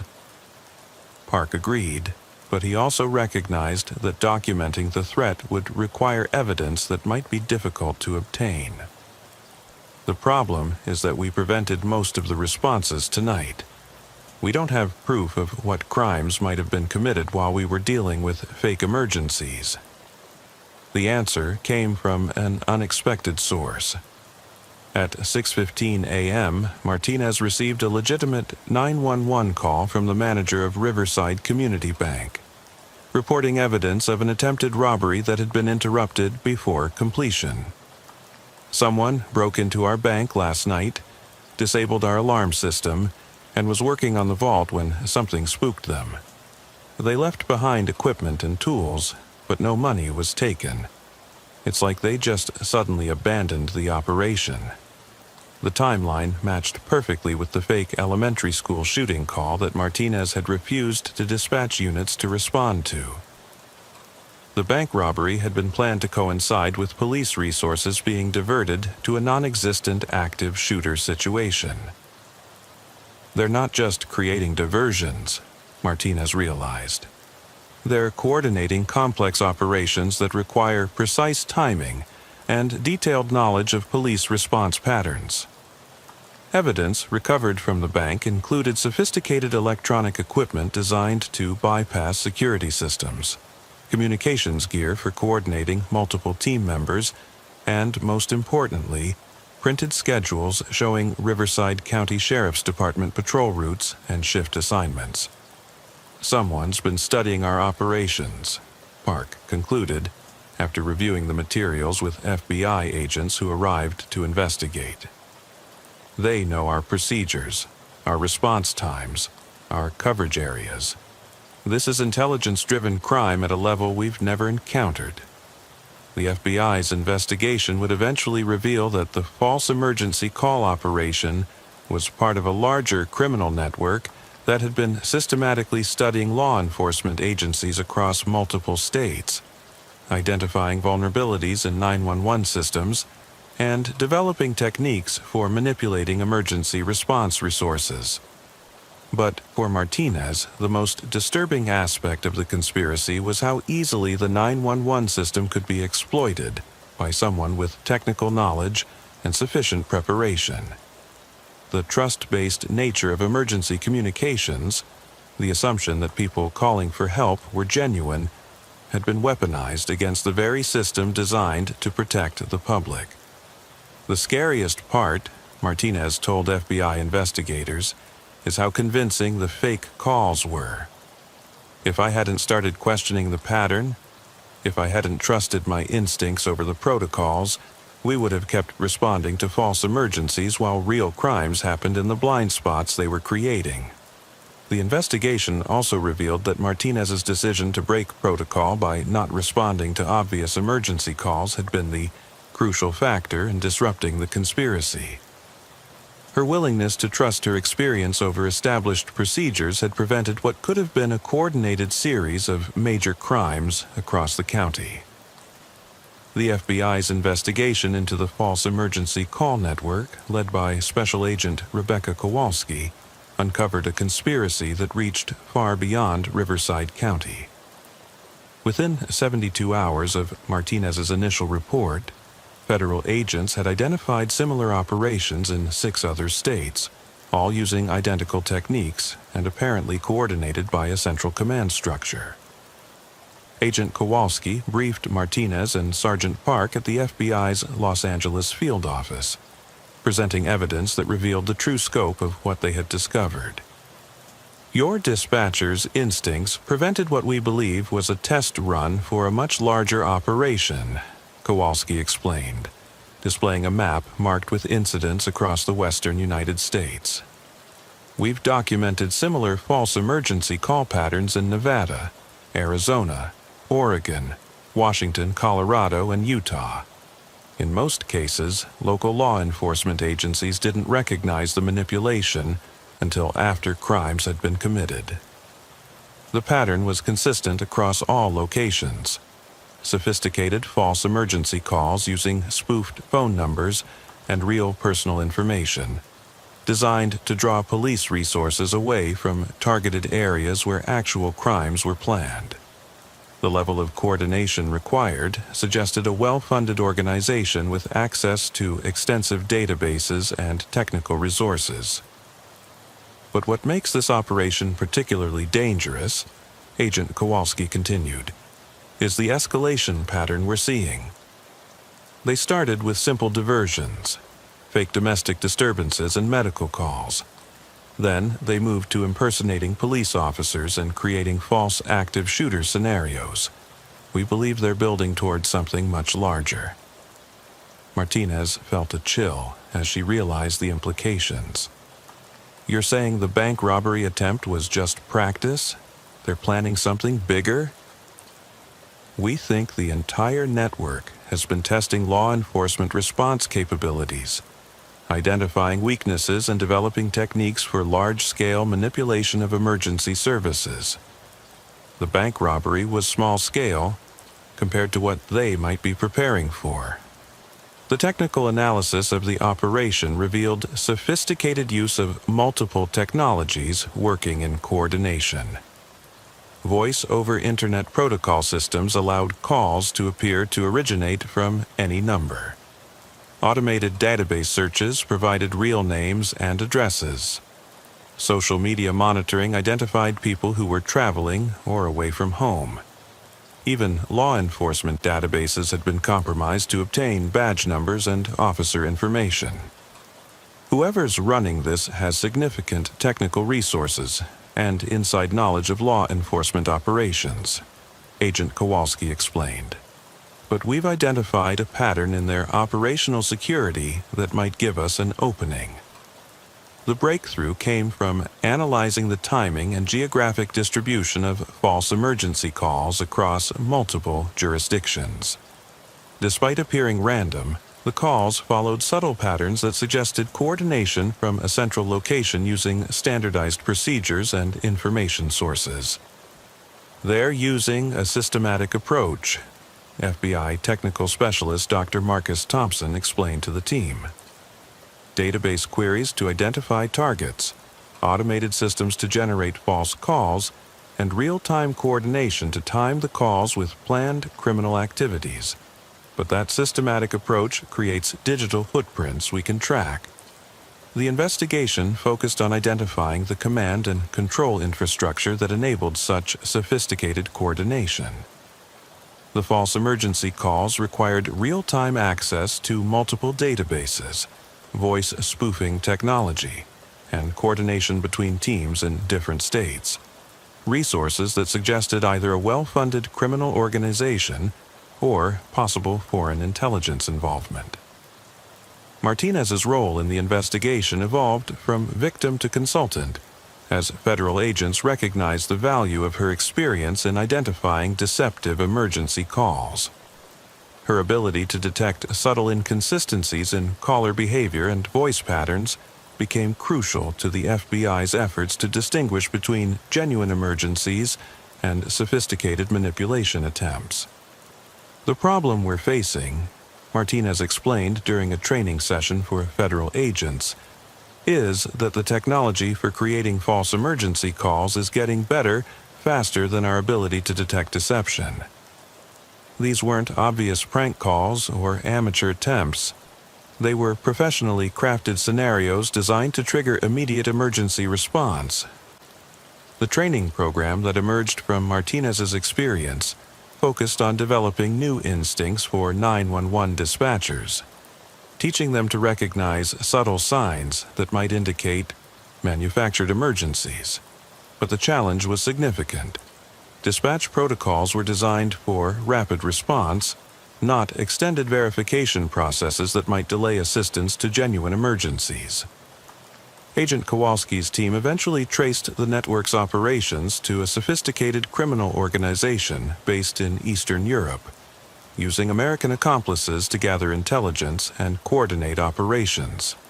The false emergency call campaign was designed to test and map American law enforcement response capabilities as preparation for larger operations targeting critical infrastructure and government facilities. This wasn't just about robbing banks or creating diversions for ordinary crimes, Kowalski explained to Martinez during a briefing 4 months after the initial discovery. They were conducting intelligence gathering on American emergency response systems, looking for vulnerabilities that could be exploited during larger attacks.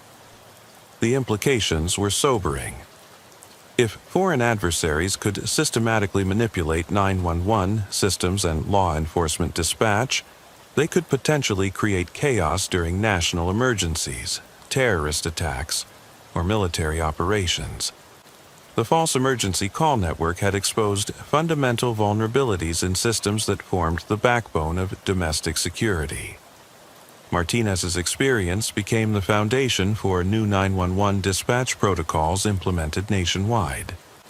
Her ability to recognize deception and trust her instincts over established procedures had prevented what intelligence analysts believed could have been a catastrophic test of American emergency response vulnerabilities. What still bothers me, Martinez told Agent Kowalski months later, is how close they came to success. If I hadn't noticed the pattern, if I hadn't been willing to break protocol, they could have mapped our entire response system and used that information for something much worse than bank robbery. The investigation also revealed that Martinez's decision to investigate rather than simply respond had been monitored by the conspiracy's coordinators. Her actions had been identified as a threat to their operation, and plans had been developed to eliminate her involvement through various means, including false allegations of protocol violations and performance issues that would have resulted in her removal from dispatch duties. You were a bigger threat to their operation than they initially realized, Kowalski explained. Your instincts and experience represented exactly the kind of human factor they couldn't account for in their systematic approach to manipulating emergency services. The false emergency call network was eventually dismantled through coordinated international law enforcement operations, but the vulnerabilities it had exposed remained. The 911 system's fundamental reliance on trust, the assumption that people calling for help were genuine, continued to represent a potential weakness that could be exploited by sophisticated adversaries. For Martinez, the experience had permanently changed her approach to emergency dispatch work. The knowledge that every call might potentially be deception designed to manipulate police response had created a level of analytical thinking that was both professionally valuable and personally exhausting. 6 months after the false emergency call investigation concluded, Angela Martinez found herself struggling with the psychological aftermath of constant vigilance required by her enhanced role in the 911 system. Every call now required multiple levels of analysis: voice pattern recognition, background noise evaluation, caller verification, and cross-referencing with real-time databases to confirm the authenticity of reported emergencies. The Riverside County Emergency Communications Center had implemented new protocols based on Martinez's experience, creating verification procedures designed to detect sophisticated deception attempts. But the added layers of security had significantly increased the complexity of dispatch operations and the stress levels of personnel responsible for managing life-threatening emergencies. I used to be able to focus completely on helping people in crisis, Martinez explained to Dr. Sarah Chen, a psychologist specializing in first responder trauma. Now, I'm constantly analyzing whether the crisis is real or manufactured. It's exhausting to question everything while still trying to provide emergency assistance. The psychological toll was affecting Martinez's personal life as well. The knowledge that sophisticated adversaries could monitor personal information, track social media activity, and use intimate details to create convincing deceptions had made her increasingly suspicious of normal interactions and communications. Dr. Chen helped Martinez understand that her experience represented a form of technological trauma, the violation of trust in systems and communications that most people took for granted. You've seen behind the curtain of how information can be weaponized against people, Dr. Chen explained. That awareness is professionally valuable, but it can also create anxiety and hypervigilance that affects your daily life. The new dispatch protocols required Martinez to verify caller information through multiple databases, analyze voice patterns for signs of stress or deception, and cross-reference emergency reports with law enforcement intelligence systems. While effective at detecting sophisticated manipulation attempts, the procedures had significantly increased response times for all emergency calls.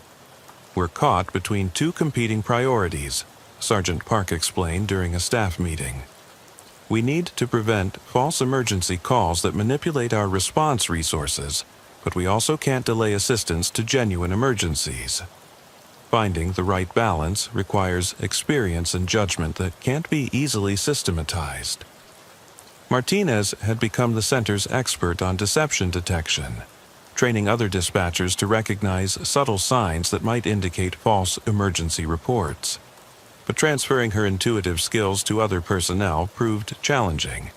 The ability to hear deception required experience and pattern recognition that developed over years of handling emergency calls.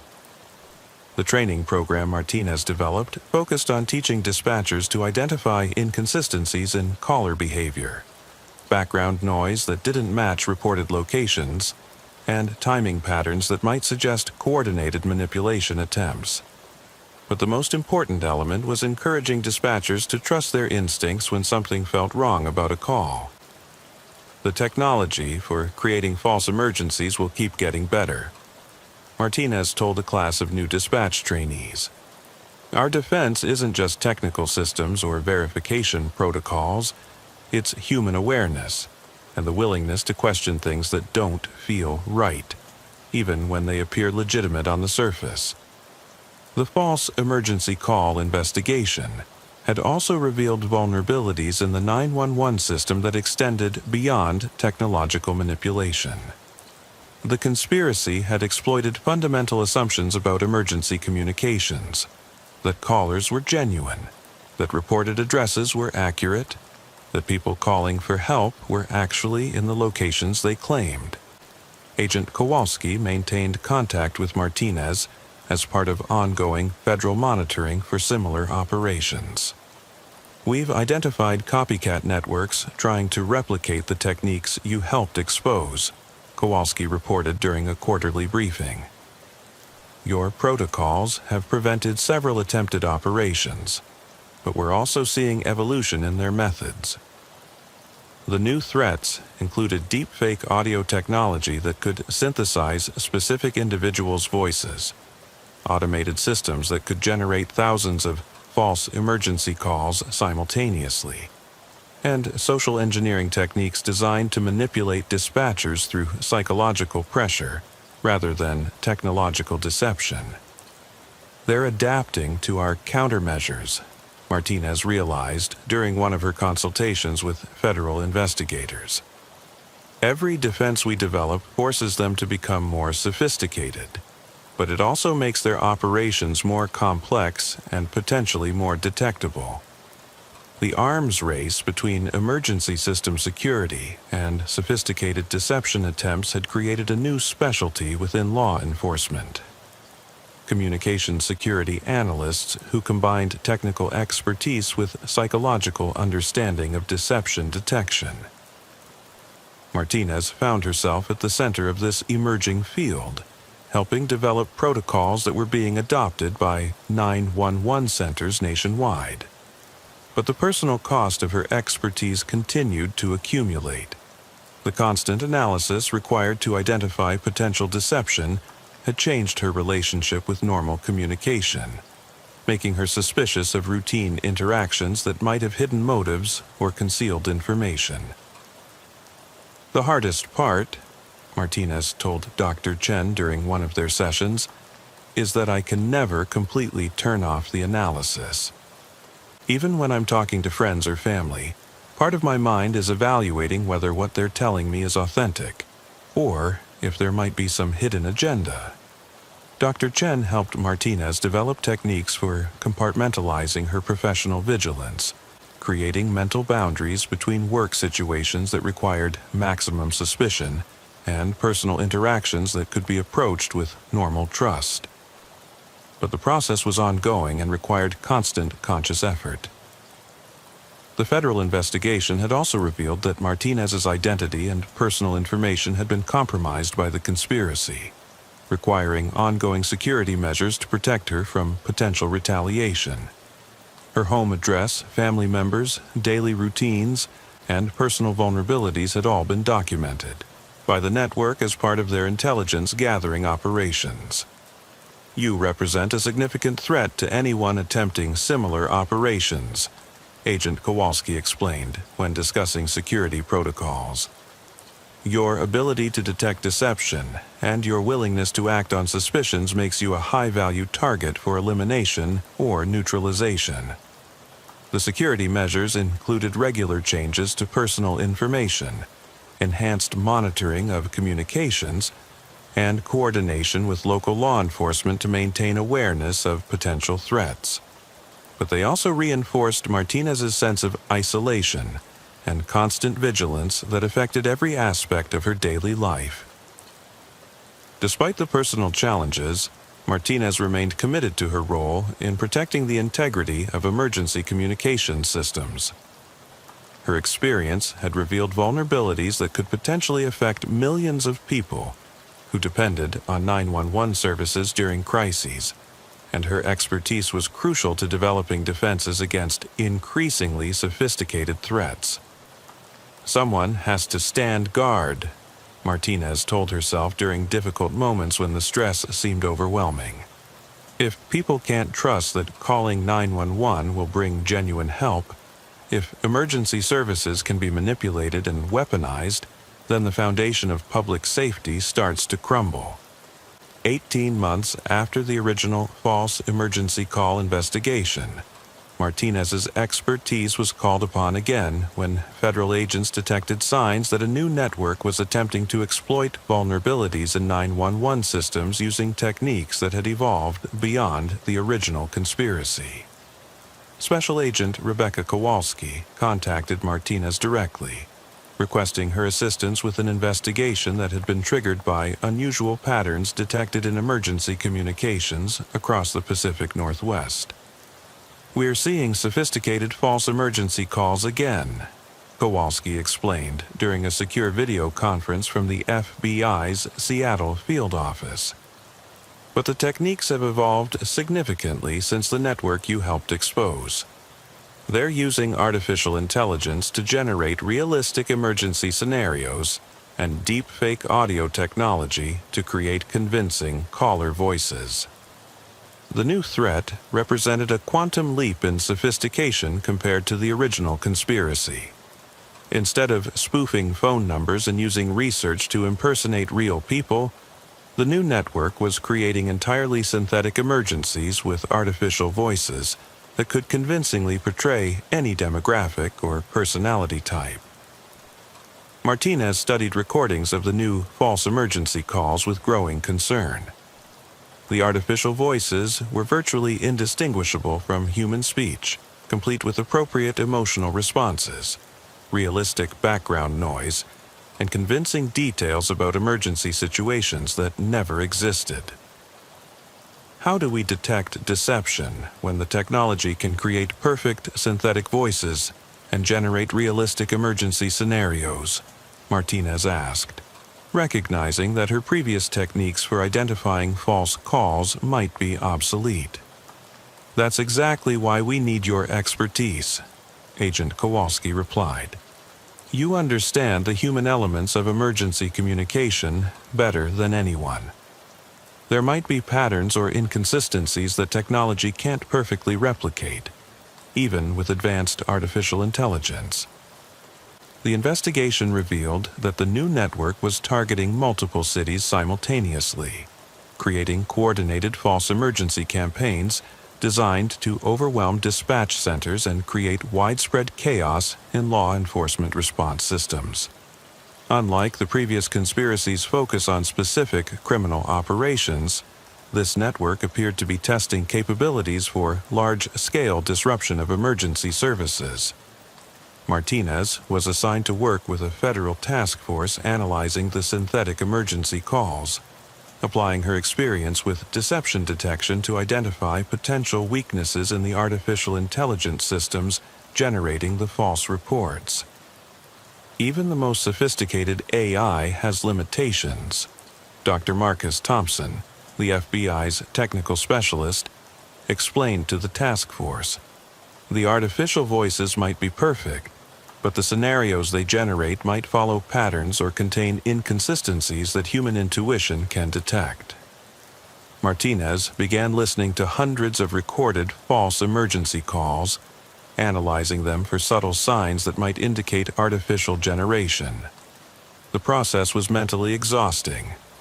Each call was a convincing portrayal of someone in genuine distress, but she knew that responding to them would waste resources and potentially enable real crimes. The breakthrough came when Martinez noticed that the artificial voices, while emotionally convincing, lacked certain subtle variations that characterized genuine human speech under stress. Real people in crisis situations demonstrated micropauses, breathing patterns, and vocal inconsistencies that reflected authentic physiological responses to danger. The AI can simulate panic and fear, Martinez explained to the task force, but it's too consistent. Real people in emergencies have more variation in their speech patterns. They stumble, repeat themselves, lose track of details when they're genuinely scared. The synthetic voices are emotionally accurate, but linguistically too perfect. This insight led to the development of new analytical software that could identify artificial speech by detecting the absence of natural human inconsistencies, rather than looking for obvious technical artifacts. The system analyzed micropatterns in speech timing, breathing, and linguistic variation that were difficult for AI to perfectly replicate. But the new network had also evolved its operational security, using techniques that made it much harder to trace the source of false emergency calls. Instead of using identifiable internet-based phone systems, they were hijacking legitimate cellular networks and routing calls through compromised infrastructure that obscured their origins. They're not just using better technology to create false emergencies, Agent Kowalski explained. They're using more sophisticated methods to hide their tracks and avoid detection by law enforcement agencies. The investigation revealed that the new network was likely state-sponsored, representing a foreign intelligence operation designed to test and potentially disrupt American emergency response capabilities during a crisis or military conflict. The sophistication of their technology and the scale of their operations suggested resources beyond typical criminal organizations. Martinez's role in the investigation expanded as federal agencies recognized that her expertise in human communication patterns was crucial to identifying artificial intelligence-generated deception. She worked with technical teams to develop detection algorithms based on her intuitive understanding of authentic emergency communication. "The technology war is escalating," Martinez observed during a briefing with national security officials. "Every defensive measure we develop prompts them to create more sophisticated offensive capabilities. But they're still trying to replicate human behavior, and humans have inconsistencies and patterns that might be impossible to perfectly synthesize." The new protocols that emerged from Martinez's work focused on analyzing the subtle human elements of emergency communication that were difficult for artificial intelligence to replicate. Dispatchers were trained to listen for natural speech patterns, authentic emotional responses, and realistic background details that characterized genuine emergencies. But the arms race between emergency system security and artificial intelligence-based deception continued to escalate. As detection methods improved, the technology for creating false emergencies became more sophisticated, requiring constant adaptation and evolution of defensive measures. "We're fighting a war for the integrity of human communication itself," Martinez told Dr. Chen during one of their sessions. "Every time someone calls 911, we have to determine not just whether they need help, but whether they're actually human. It's a level of reality verification that humanity has never had to deal with before." The investigation also revealed that Martinez's identity had again been compromised, this time by the new network that had identified her as a key threat to their operations. Enhanced security measures were implemented to protect her from potential retaliation, but the psychological impact of being permanently targeted reinforced her sense of isolation and constant vigilance. Despite the personal challenges, Martinez remained committed to defending the integrity of emergency communication systems against increasingly sophisticated threats. Her expertise had become crucial to national security efforts to protect critical infrastructure from foreign manipulation and domestic terrorism. 2 years after her initial encounter with false emergency calls, Martinez found herself at the center of a crisis that would test every lesson learned from previous investigations. On a Friday evening in November 2021, multiple 911 centers across California began receiving what appeared to be coordinated terrorist attacks, simultaneous reports of active shooters, bomb threats, and mass casualty incidents at schools, shopping centers, and government buildings throughout the state. The scale was unprecedented.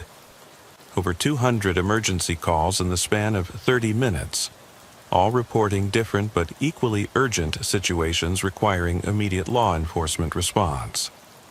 Every major population center from San Diego to San Francisco was affected, creating a statewide emergency that threatened to overwhelm the entire California law enforcement system. Martinez was working her regular shift when the crisis began, but within minutes she recognized patterns that triggered every alarm her experience had taught her to watch for.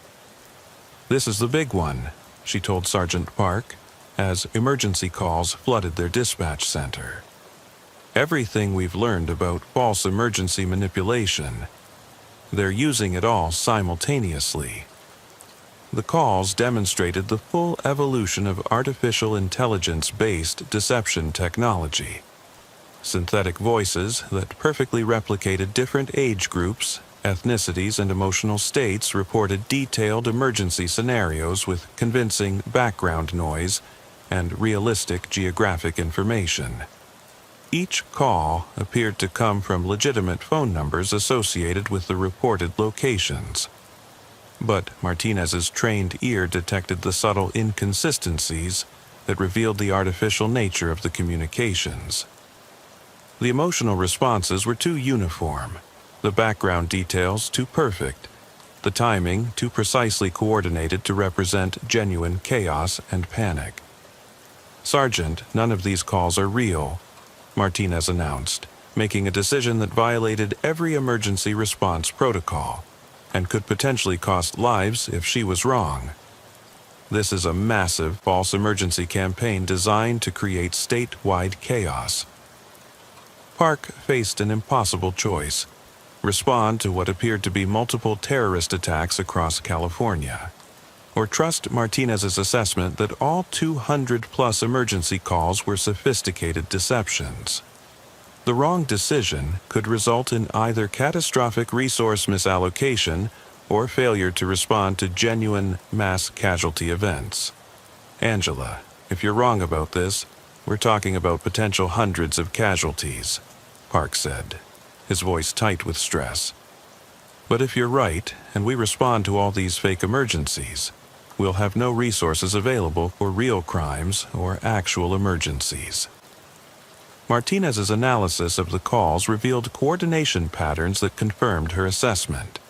Despite appearing to come from different locations and involve different scenarios, the emergency calls followed subtle timing sequences and linguistic patterns that suggested automated generation from a central source.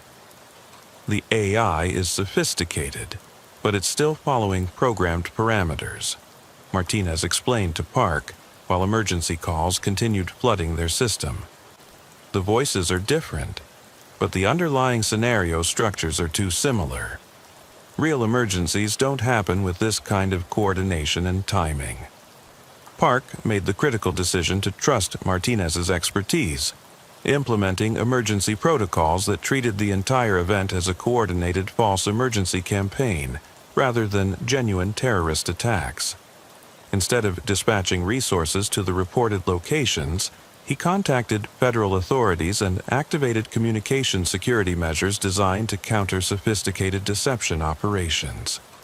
The decision proved correct when FBI technical analysis confirmed that all 200-plus emergency calls had been generated by artificial intelligence systems using hijacked communication networks.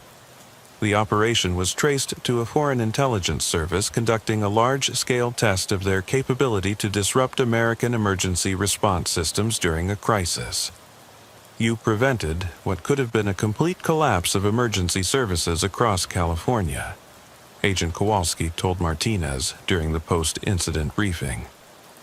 If law enforcement had responded to all those false reports, real emergencies would have gone unanswered, and the state's entire public safety infrastructure would have been paralyzed. The investigation revealed that the massive false emergency campaign had been timed to coincide with planned criminal operations across the state. While law enforcement resources were supposed to be chasing artificial crises, coordinated robberies, kidnappings, and cyber attacks were scheduled to occur in areas left unprotected by diverted police response. Martinez's decision to recognize and resist the deception had prevented not just resource misallocation, but a coordinated criminal campaign that could have resulted in hundreds of millions of dollars in losses and potentially numerous casualties from crimes enabled by the absence of police protection. "The human factor remains our strongest defense," Martinez observed during congressional testimony about the incident. "Artificial intelligence can create perfect synthetic voices and realistic emergency scenarios, but human intuition can still detect patterns and inconsistencies that reveal deception. Technology alone isn't enough. We need experienced professionals who understand authentic human communication." The California incident led to nationwide implementation of emergency communication security protocols based on Martinez's expertise. Her ability to detect artificial intelligence-generated deception became the foundation, for training programs implemented in 911 centers across the country. But the psychological toll of serving as the last line of defense against increasingly sophisticated deception campaigns continued to affect Martinez's personal well-being. The knowledge that her decisions could affect the safety of millions of people created pressure that was difficult to manage alongside normal personal relationships and daily life. Dr. Chen helped Martinez understand that her role had evolved beyond typical emergency dispatch work into something resembling national security intelligence analysis. "You're not just answering emergency calls anymore," Dr. Chen explained. "You're defending the integrity of information itself in a world where reality can be artificially manufactured." The success of Martinez's detection of the California false emergency campaign led to her recruitment by the Department of Homeland Security to develop a national program for training emergency dispatchers to recognize and counter sophisticated deception operations. Working with federal agencies, Martinez helped create what became known as the human algorithm, a training system that taught dispatchers to use intuitive pattern recognition and emotional intelligence to detect artificial intelligence-generated deception that might fool technical security measures. "Machines are getting better at imitating human communication," Martinez explained to a gathering of emergency services professionals from across the country. "But they're still machines. They follow patterns, use algorithms, and operate within programmed parameters. Human intuition, properly trained, can detect the artificial patterns that even sophisticated AI can't completely eliminate." The training program focused on developing heightened awareness of authentic human communication patterns, the subtle inconsistencies, emotional variations, and unpredictable elements that characterized genuine emergency calls. Dispatchers learned to trust their instincts when something felt wrong about a call, even if technical analysis suggested it was legitimate. Martinez's expertise had revealed that the most advanced artificial intelligence systems could replicate human speech, emotional responses, and even background environmental sounds with near-perfect accuracy. But they struggled to recreate the chaotic, unpredictable nature of authentic human behavior during genuine emergencies. "Real people in crisis don't follow scripts," Martinez taught her students. "They contradict themselves, forget details, get distracted by things happening around them. AI-generated emergencies are too coherent, too focused, too perfectly structured to represent genuine panic and confusion." The Human Algorithm Training Program was implemented in over 3,000 emergency dispatch centers nationwide, creating a network of professionally trained human sensors capable of detecting sophisticated deception attempts that might overwhelm or fool automated security systems. But the program also revealed the psychological challenges facing emergency services personnel in an era of persistent technological deception. Dispatchers reported increased stress levels, anxiety about making wrong decisions, and difficulty maintaining trust in normal human communication outside of work environments. "We're asking people to maintain perfect vigilance while still providing compassionate emergency assistance," Dr. Chen observed during her work with Martinez and other dispatch professionals. The cognitive load of constantly analyzing every call for potential deception while trying to help people in genuine crisis is enormous. Martinez worked with mental health professionals to develop support systems for dispatchers dealing with the psychological impacts of constant deception detection. The program included regular counseling, stress management techniques, and methods for maintaining healthy skepticism without developing paranoia or cynicism. The national implementation of deception detection training also created new challenges for Emergency Services Administration.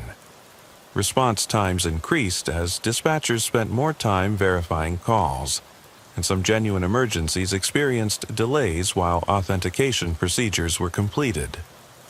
"We're balancing security against speed," Martinez explained during a national conference on emergency services.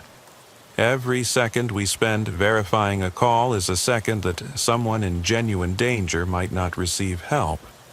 But if we don't verify calls, we risk having our entire response system manipulated by sophisticated adversaries. The solution involved developing rapid verification techniques that could distinguish between genuine and artificial emergencies within seconds rather than minutes. Martinez's expertise in recognizing authentic human communication patterns became the foundation for streamlined procedures that maintained security without significantly delaying emergency response. Federal intelligence agencies also began recruiting experienced 911 dispatchers for national security positions, recognizing that their skills in human communication analysis were valuable for detecting deception in other contexts beyond emergency services.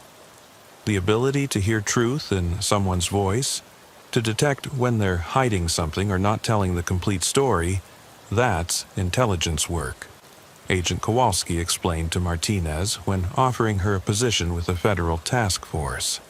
Your expertise with emergency communications translates directly to national security applications.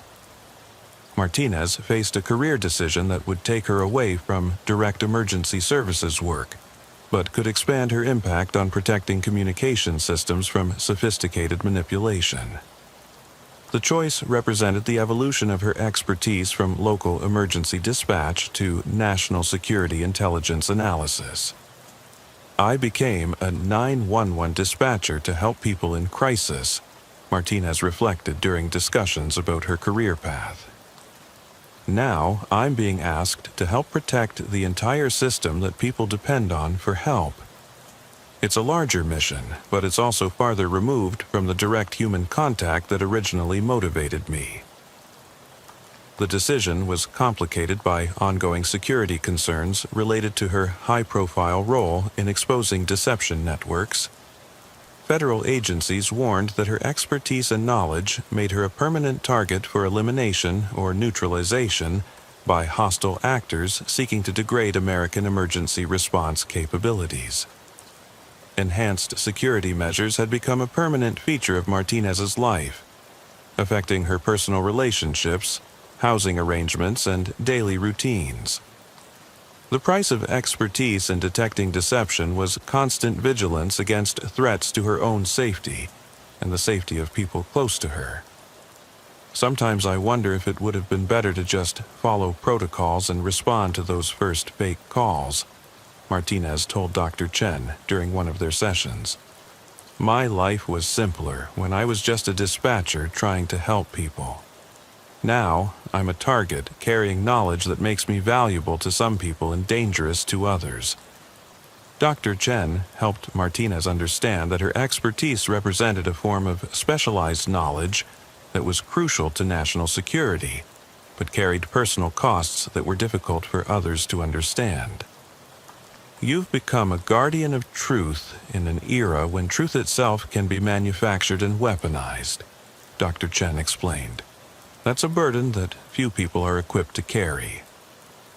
Martinez's transition to federal service brought her into a world of electronic warfare and information operations that operated far beyond the scope of emergency services, but relied on the same fundamental principles of human communication and deception detection that she had mastered. Working with the Department of Homeland Security's Cybersecurity and Infrastructure Security Agency, Martinez discovered that false emergency calls were just one application of a broader campaign to undermine trust in American communication systems and institutions. The goal isn't just to create specific diversions or enable particular crimes, explained Dr. Rebecca Walsh, the Federal Program Director for Information Security. The strategic objective is to erode public confidence in emergency services, law enforcement, and government institutions generally.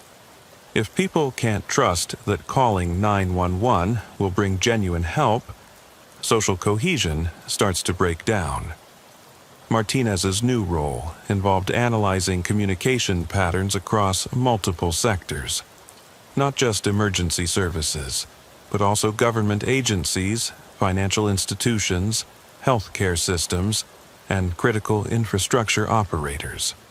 Her expertise in human communication authenticity was applied to detecting deception campaigns targeting various aspects of American society. The scope of the threat was far larger than Martinez had initially understood.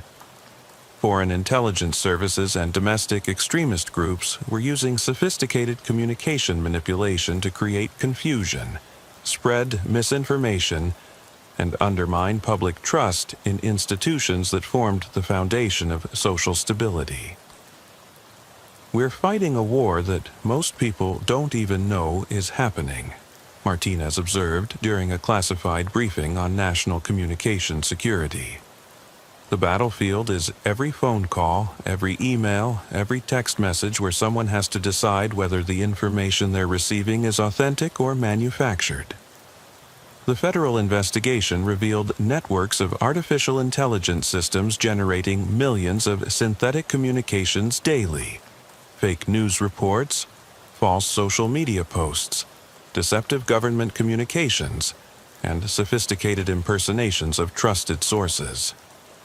The false emergency calls Martinez had originally encountered were just one component of a comprehensive information warfare campaign.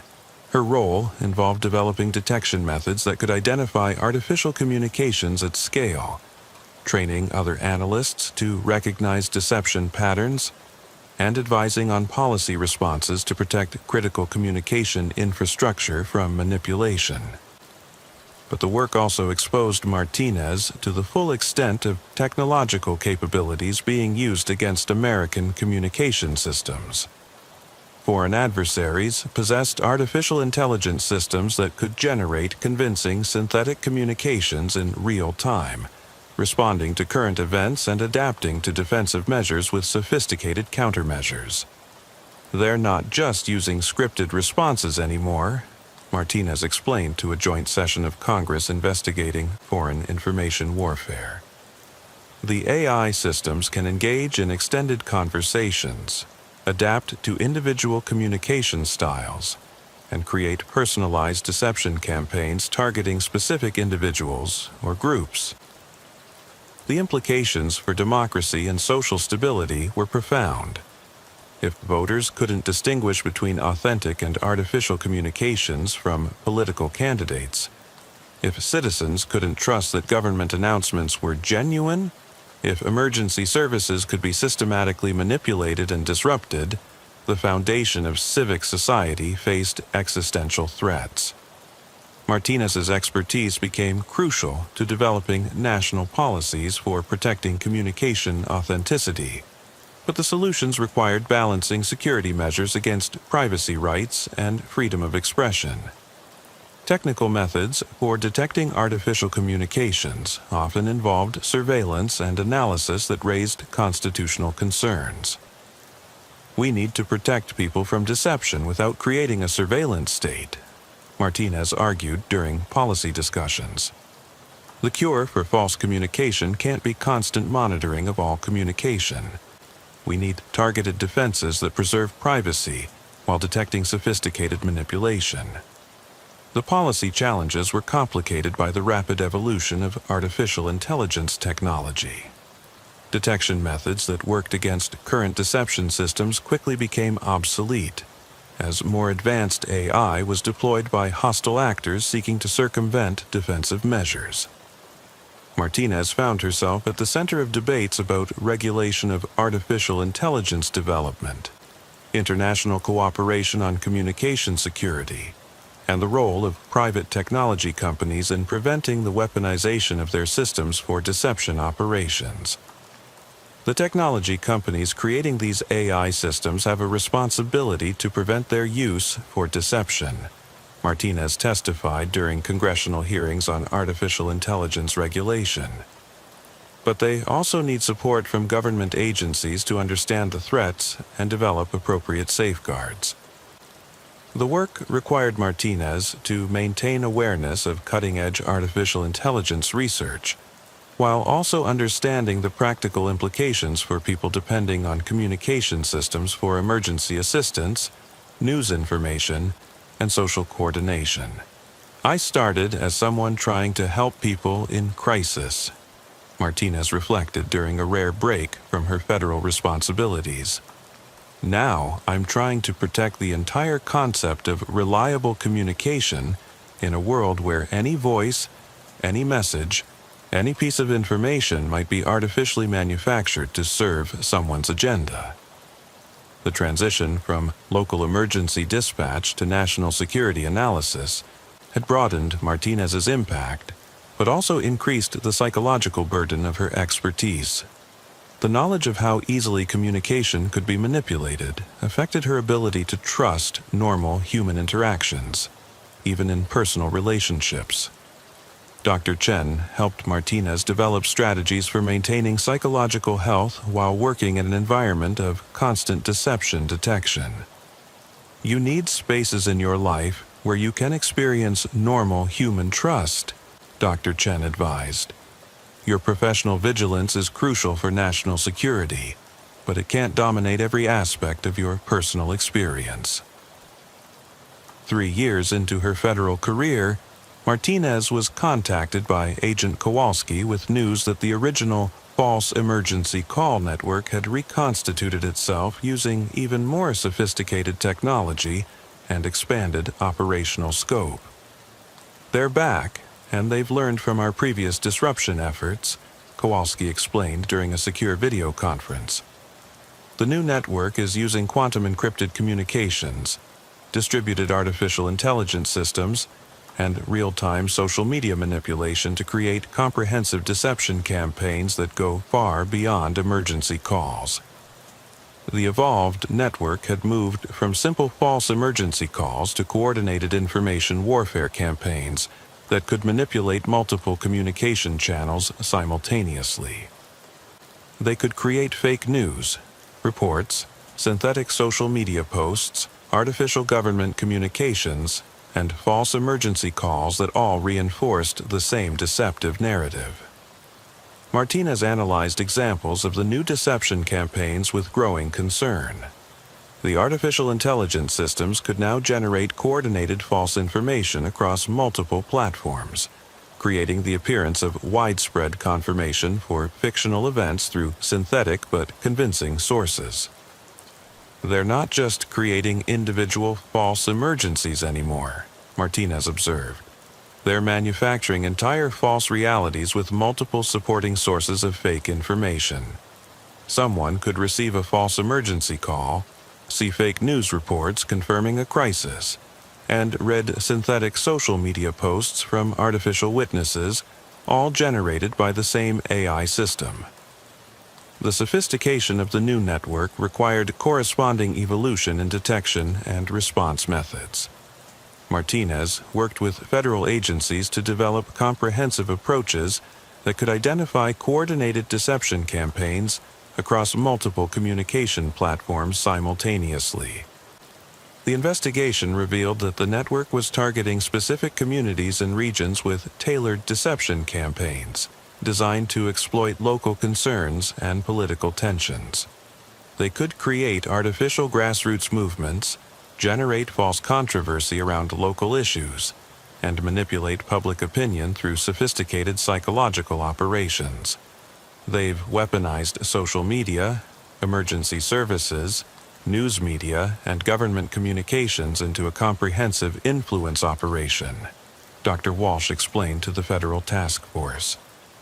Traditional approaches to information security aren't adequate for this level of coordinated deception.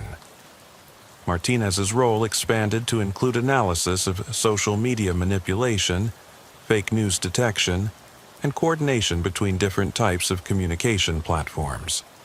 Her expertise in human authenticity became crucial for identifying artificial content across various forms of digital communication. But the new threats also revealed limitations in human-based detection methods. The scale of artificial content being generated was too large for manual analysis, requiring automated systems that could apply Martinez's insights about authentic communication to detect deception at massive scale. We need to teach machines to recognize authentic human communication the way I've learned to do it, Martinez explained to the technical development team. But we also need to preserve the human judgment that can detect patterns and inconsistencies that machines might miss. The solution involved hybrid systems, combining artificial intelligence analysis with human oversight, using automated detection to identify potentially suspicious communications, while relying on human experts like Martinez to make final determinations about authenticity. The development process required Martinez to articulate intuitive knowledge about human communication patterns in ways that could be programmed into computer systems. Her years of experience detecting deception had to be translated into algorithms that could operate without human intervention. The challenge is that human communication authenticity involves subtle elements that are difficult to quantify, Martinez explained to the programming team. Emotional consistency, linguistic patterns, contextual appropriateness, these are things I recognize intuitively but struggle to describe in ways that can be coded into software. The hybrid detection systems showed promise, but also revealed new vulnerabilities. As automated detection methods improved, the deception networks developed countermeasures specifically designed to fool artificial intelligence analysis while remaining detectable to human experts. We're in an arms race where both sides are constantly adapting, Martinez observed during a quarterly review of the detection program. Every improvement in our defensive capabilities prompts corresponding advancement in their offensive techniques. The psychological toll of working in such an environment of constant technological competition affected Martinez's outlook on communication and technology generally. The knowledge that any digital interaction might be artificially generated created persistent uncertainty about the authenticity of information in all contexts. I've become professionally paranoid, Martinez told Dr. Chen during one of their sessions. My job requires me to assume that any communication might be deception, but that assumption is starting to affect how I relate to people and information in my personal life. Dr. Chen helped Martinez develop techniques for compartmentalizing her professional suspicion, creating mental boundaries between work situations that required maximum vigilance, and personal interactions where normal trust was appropriate.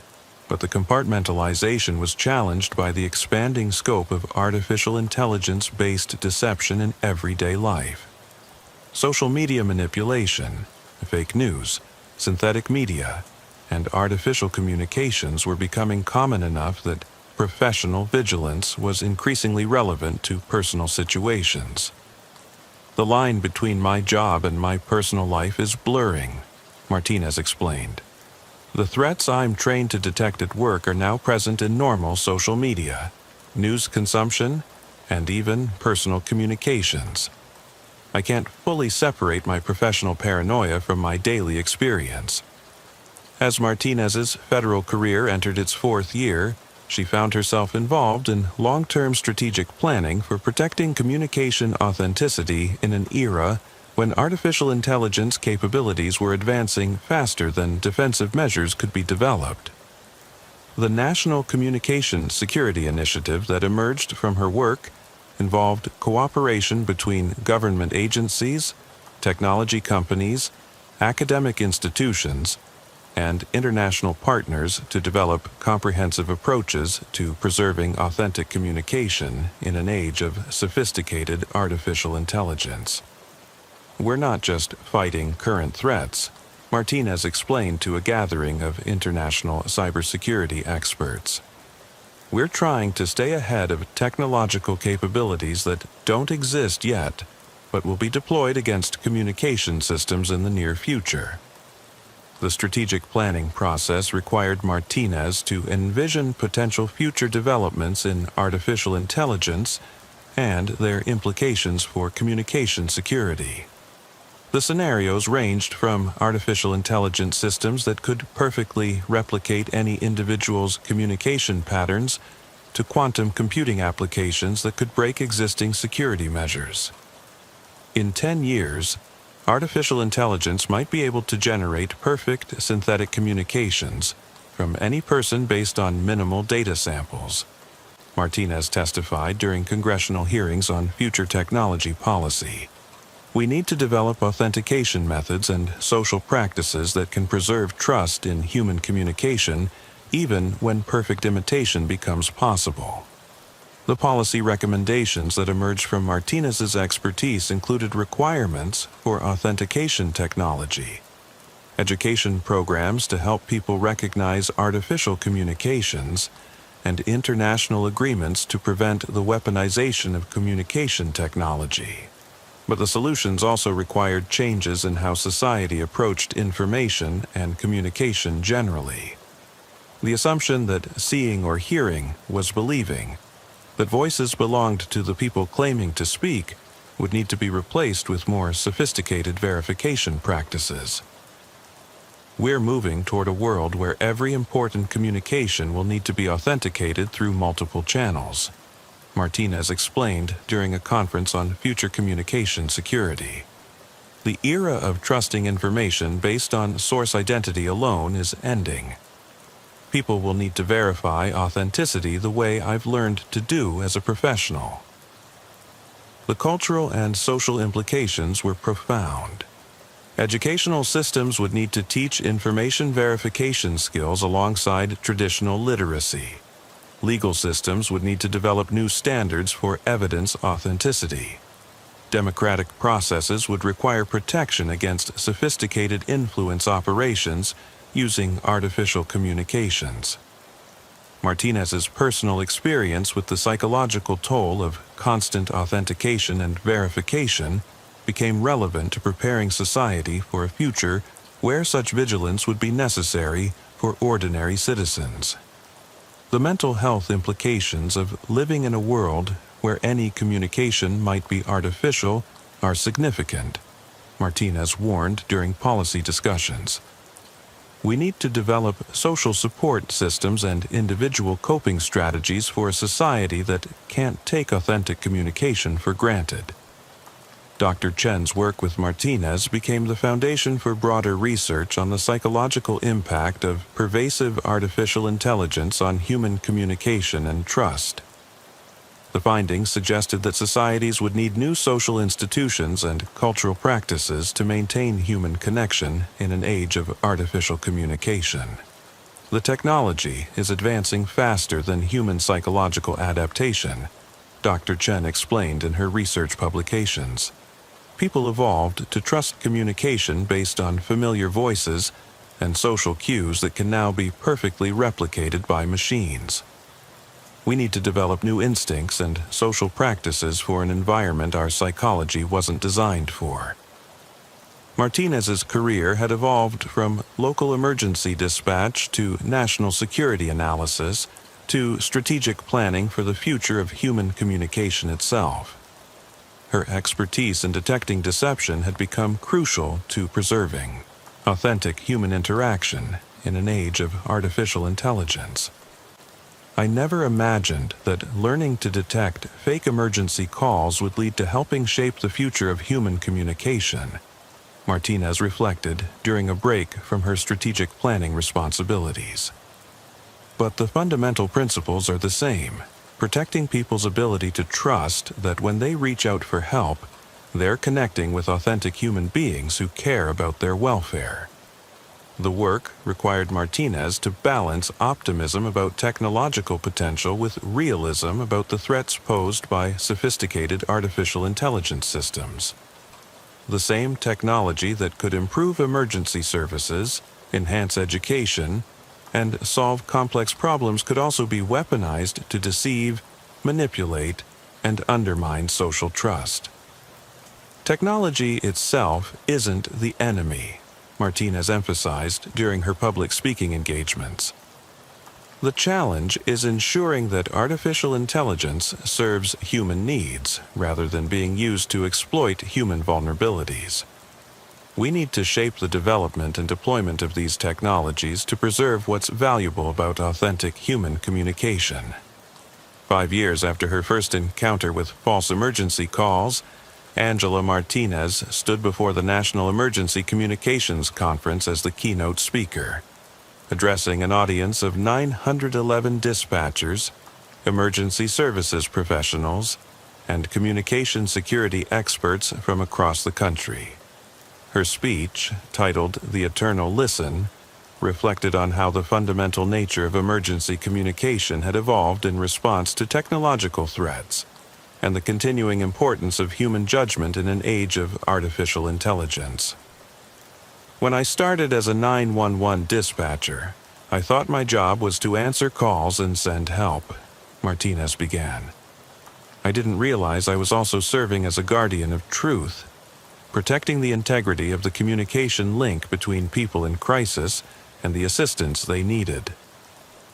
The audience included many dispatchers who had been trained in the detection methods Martinez had developed, creating a nationwide network of professionals skilled in recognizing artificial communication and sophisticated deception attempts. The threats we face today are more sophisticated than anything we could have imagined 5 years ago, Martinez continued. But the fundamental principles of authentic human communication, the inconsistencies, the emotional variations, the unpredictable elements that make us human, these remain our strongest defense against artificial deception. Martinez's federal work had expanded to include international cooperation on communication security, working with allies to develop shared approaches to protecting authentic communication from state-sponsored information warfare campaigns. The global scope of artificial intelligence-based deception required coordinated responses that transcended national boundaries, creating new forms of international cooperation focused on preserving truth in human communication. The future of democracy, of social trust, of human connection itself depends on our ability to distinguish between authentic and artificial communication, Martinez explained to the audience. Every one of you, in your daily work answering emergency calls, is serving on the front lines of that crucial mission.